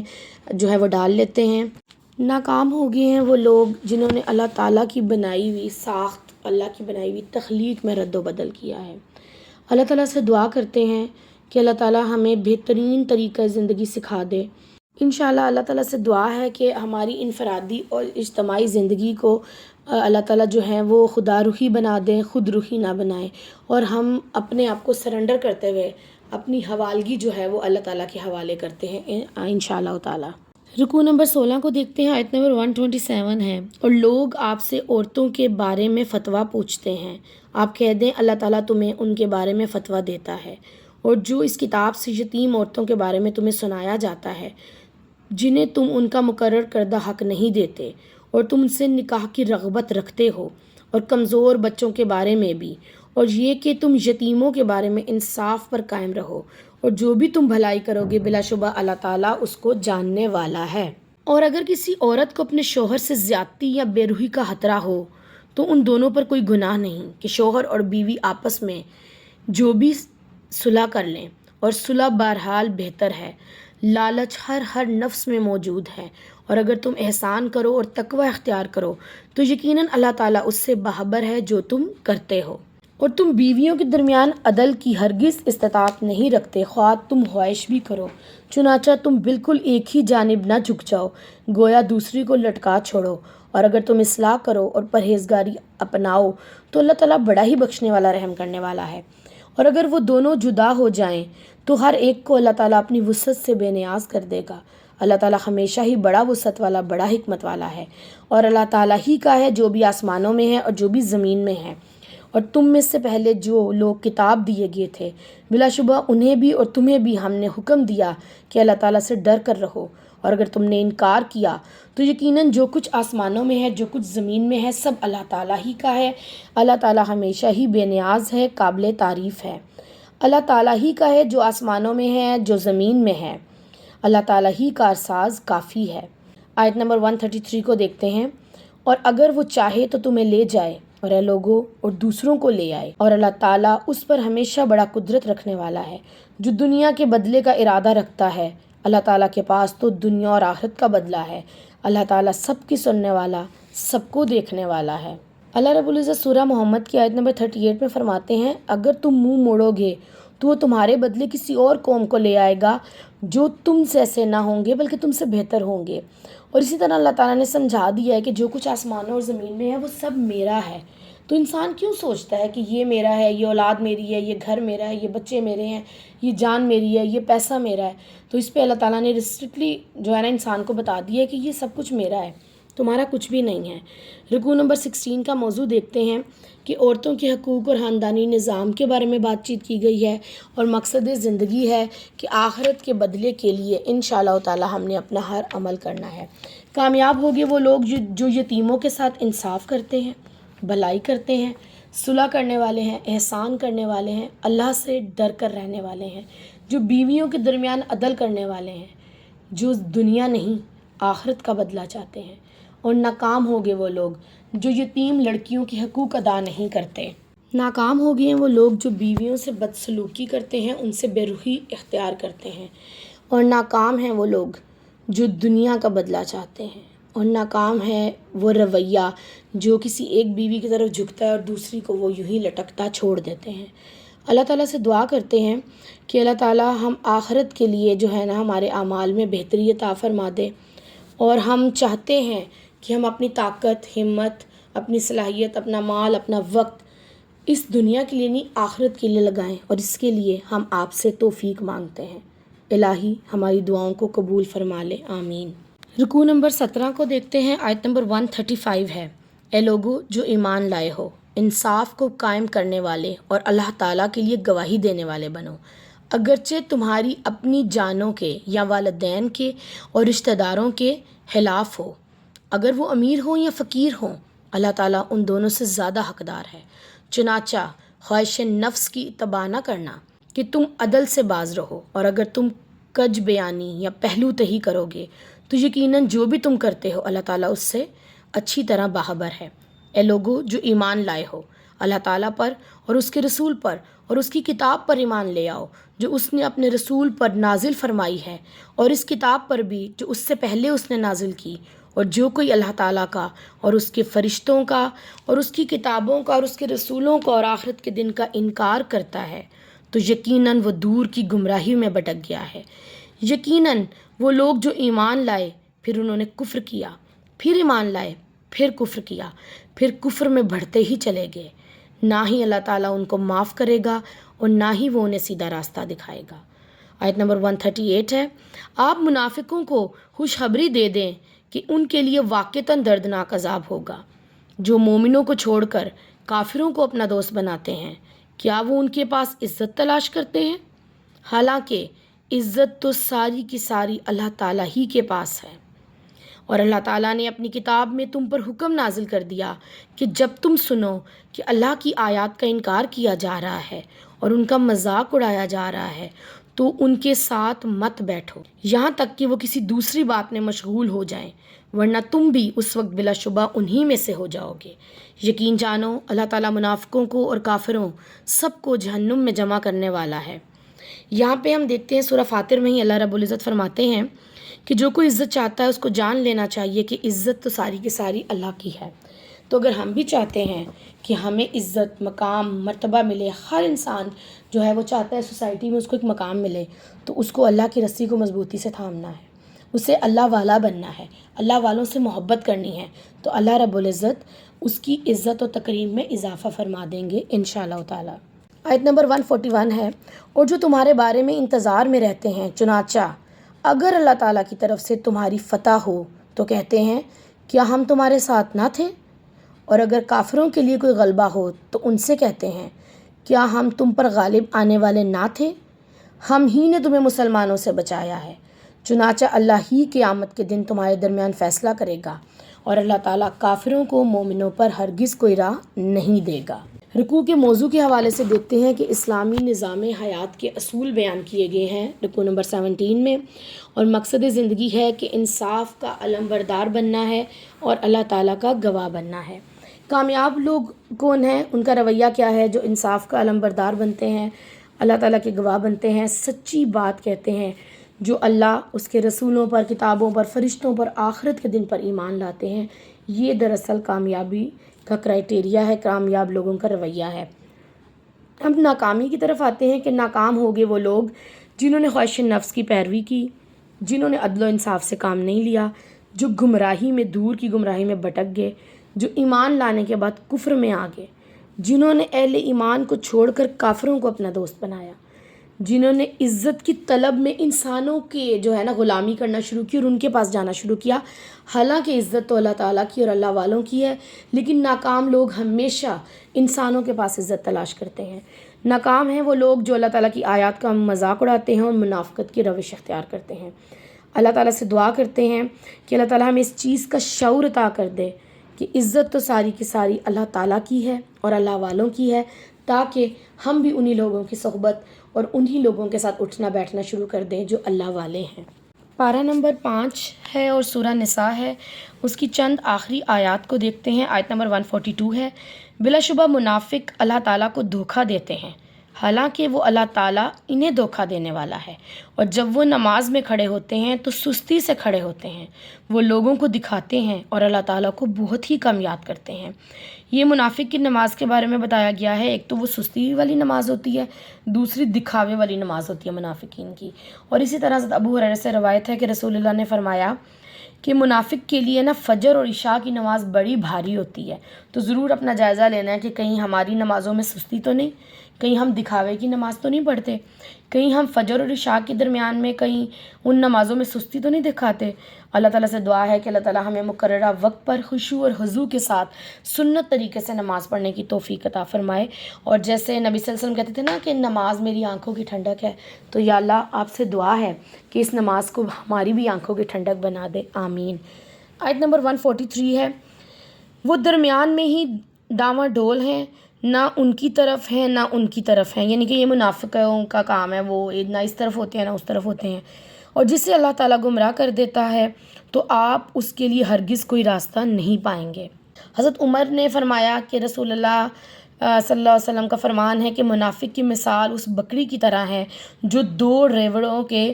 درمیان ہوتی ہے، کبھی اس طرف ماری ماری پھرتی ہے، کبھی اس طرف پھرتی ہے، اس کا کوئی ایک ٹھکانہ یا گھر نہیں ہوتا۔ تو اللہ تعالیٰ سے دعا ہے کہ اللہ تعالیٰ یہ جو منافقت والے رویے ہیں ان سے ہمیں دور بھی رکھے، اور کبھی بھی یہ رویے ہمارے جو ہے وہ ذات میں شامل نہ کریں، آمین۔ آیت نمبر 144 ہے، اے ایمان والو، مومنوں کو چھوڑ کر کافروں کو دوست نہ بناؤ، کیا تم ارادہ رکھتے ہو کہ اپنے اوپر اللہ کی کھلی حجت قائم کرو؟ منافق دوزخ کے یقیناً سب سے نچلے طبقے میں ہوں گے، اور ان کا آپ ہرگز کوئی مددگار نہ پائیں گے، مگر وہ لوگ جو توبہ کر لیں، اصلاح کر لیں اور اللہ تعالیٰ کو مضبوطی سے پکڑ لیں اور اپنے دین کو اللہ کے لیے خالص کر لیں، تو یہ لوگ مومنوں کے ساتھ ہوں گے۔ اللہ تعالیٰ جلد ہی مومنوں کو اجر عظیم عطا کرے گا۔ لاسٹ آیت ہے پارے کی، آیت نمبر 147 ہے کہ اللہ تعالیٰ تمہیں عذاب دے کر کیا کرے گا اگر تم شکر گزاری کرو گے، اگر تم ایمان لاؤ گے۔ اللہ تعالیٰ ہمیشہ ہی قدردان، سب کچھ جاننے والا ہے۔ اللہ تعالیٰ کہہ رہے ہیں کہ جو منافق ہے نا، جتنی مرضی اس نے برائیاں کر لی ہیں، لیکن اگر وہ توبہ کر لے گا، لوٹ کے میری طرف آ جائے گا، تو اللہ تعالیٰ اتنے غفور الرحیم ہے کہ وہ اس کو تھام لیں گے اور اس کے تمام اگلے پچھلے گناہ معاف کر دیں گے۔ اور اللہ تعالیٰ ان پہ فرما رہے ہیں کہ مجھے بالکل بھی فائدہ نہیں ہے کہ میں تمہیں عذاب دوں۔ اللہ تعالیٰ نے تو بڑی محبت سے انسان کو بنایا تھا، اللہ تعالیٰ اس کو کیوں عذاب دیں گے؟ پھر اللہ تعالیٰ نے ہماری ہدایت کے لیے، انسانوں کی ہدایت کے لیے پیغمبر بھیجے، کتابیں نازل کی۔ اگر اللہ تعالیٰ نے انسان کو عذاب دینا ہوتا تو اللہ تعالیٰ ہدایت کے اتنے راستے انسان کو نہ دکھاتا۔ اللہ تعالیٰ سے دعا کرتے ہیں کہ اللہ تعالیٰ ہمیں صراط مستقیم پر چلنے کی توفیق عطا فرما، آمین۔ اگر ہم ان آیات کا موضوع دیکھیں تو نفاق ہی ہے، ظاہر منافقوں کے بارے میں بات ہوئی ہے، اور مقصد زندگی دیکھیں تو شکر گزاری کے رویے اختیار کرنا ہے، اللہ تعالیٰ کا دامن تھامنا ہے، اور دین کے لیے جو ہے نا وہ ہم نے خالص ہو جانا ہے۔ کامیاب لوگوں کے حوالے سے دیکھتے ہیں کہ جتنی مرضی بھی وہ گناہ کر لیں تو وہ لوگ توبہ کرنے والے ہوتے ہیں اور اپنے طرز عمل کی اصلاح کرنے والے ہوتے ہیں۔ وہ اللہ کے دامن کو، اللہ کی رسی کو جو کہ قرآن پاک ہے، ہدایت ہے، اس کو مضبوطی سے پکڑنے والے ہوتے ہیں۔ وہ اللہ کے لیے اپنے دین کو خالص جو ہے نا کرنے والے ہوتے ہیں۔ کامیاب لوگ وہ ہوتے ہیں جو ایمان لاتے ہیں، اللہ کے شکر گزار بنتے ہیں اور روش اختیار کرتے ہیں ایمان کی اور ہدایت کی۔ ناکام ہیں وہ لوگ جو اللہ تعالیٰ کے ساتھ دھوکہ کرتے ہیں، جو منافق ہیں، جو اپنی نمازوں میں سستی کرتے ہیں، ریاکاری کرتے ہیں، اللہ کو بہت ہی کم یاد کرتے ہیں، اور وہ کفر اور ایمان کے درمیان ہمیشہ جو ہے نا وہ کنفیوز ہی رہتے ہیں۔ وہ مومنوں کو چھوڑ کر کافروں کو اپنا دوست بناتے ہیں۔ تو اللہ تعالیٰ ہمیں ایسے لوگوں سے بچا کر رکھے۔ اللہ تعالیٰ سے دعا کرتے ہیں پارہ نمبر 5 کے آخر میں، اس کے اختتام پہ، کہ اللہ تعالیٰ ہمیں جو ہے اپنی نمازوں کو درست کرنے کی توفیق عطا فرما دے، ہمیں شکر والا رویہ جو ہے نا وہ عطا فرما دے۔ اور اس پارے کا میسج بھی یہی ہے کہ بار بار نمازوں کے بارے میں، نمازوں کی درستگی کے بارے میں اللہ تعالیٰ نے جو ہے وہ بیان کیا ہے اور بتایا ہے کہ عزت تو ساری کی ساری اللہ تعالیٰ کی ہے اور اللہ والوں کی ہے۔ تو اس پارے کا میسج بھی یہی ہے کہ اگر ہم عزت، غلبہ اور کرامت چاہتے ہیں، ہم چاہتے ہیں کہ لوگوں میں ہمارا مقام ہو، تو اللہ کی رسی کو مضبوطی سے تھام لیں اور تفرقہ بازی نہ کریں۔ ہمیشہ مثبت رہیے، ہمیشہ اچھا سوچیے، ہمیشہ لوگوں کی زندگیوں میں آسانیاں بانٹیے. اللہ رب العزت آپ کی زندگی کو آسان بنا دیں گے. اور انشاءاللہ تعالی ہمیشہ جو ہے وہ سوسائٹی میں پازیٹیوٹی پھیلائیں. اپنا بہت زیادہ خیال رکھیے. سبحانک اللہم و بحمدک نشہد ان لا الہ الا انت نستغفرک و نتوب الیک. السلام علیکم ورحمۃ اللہ وبرکاتہ.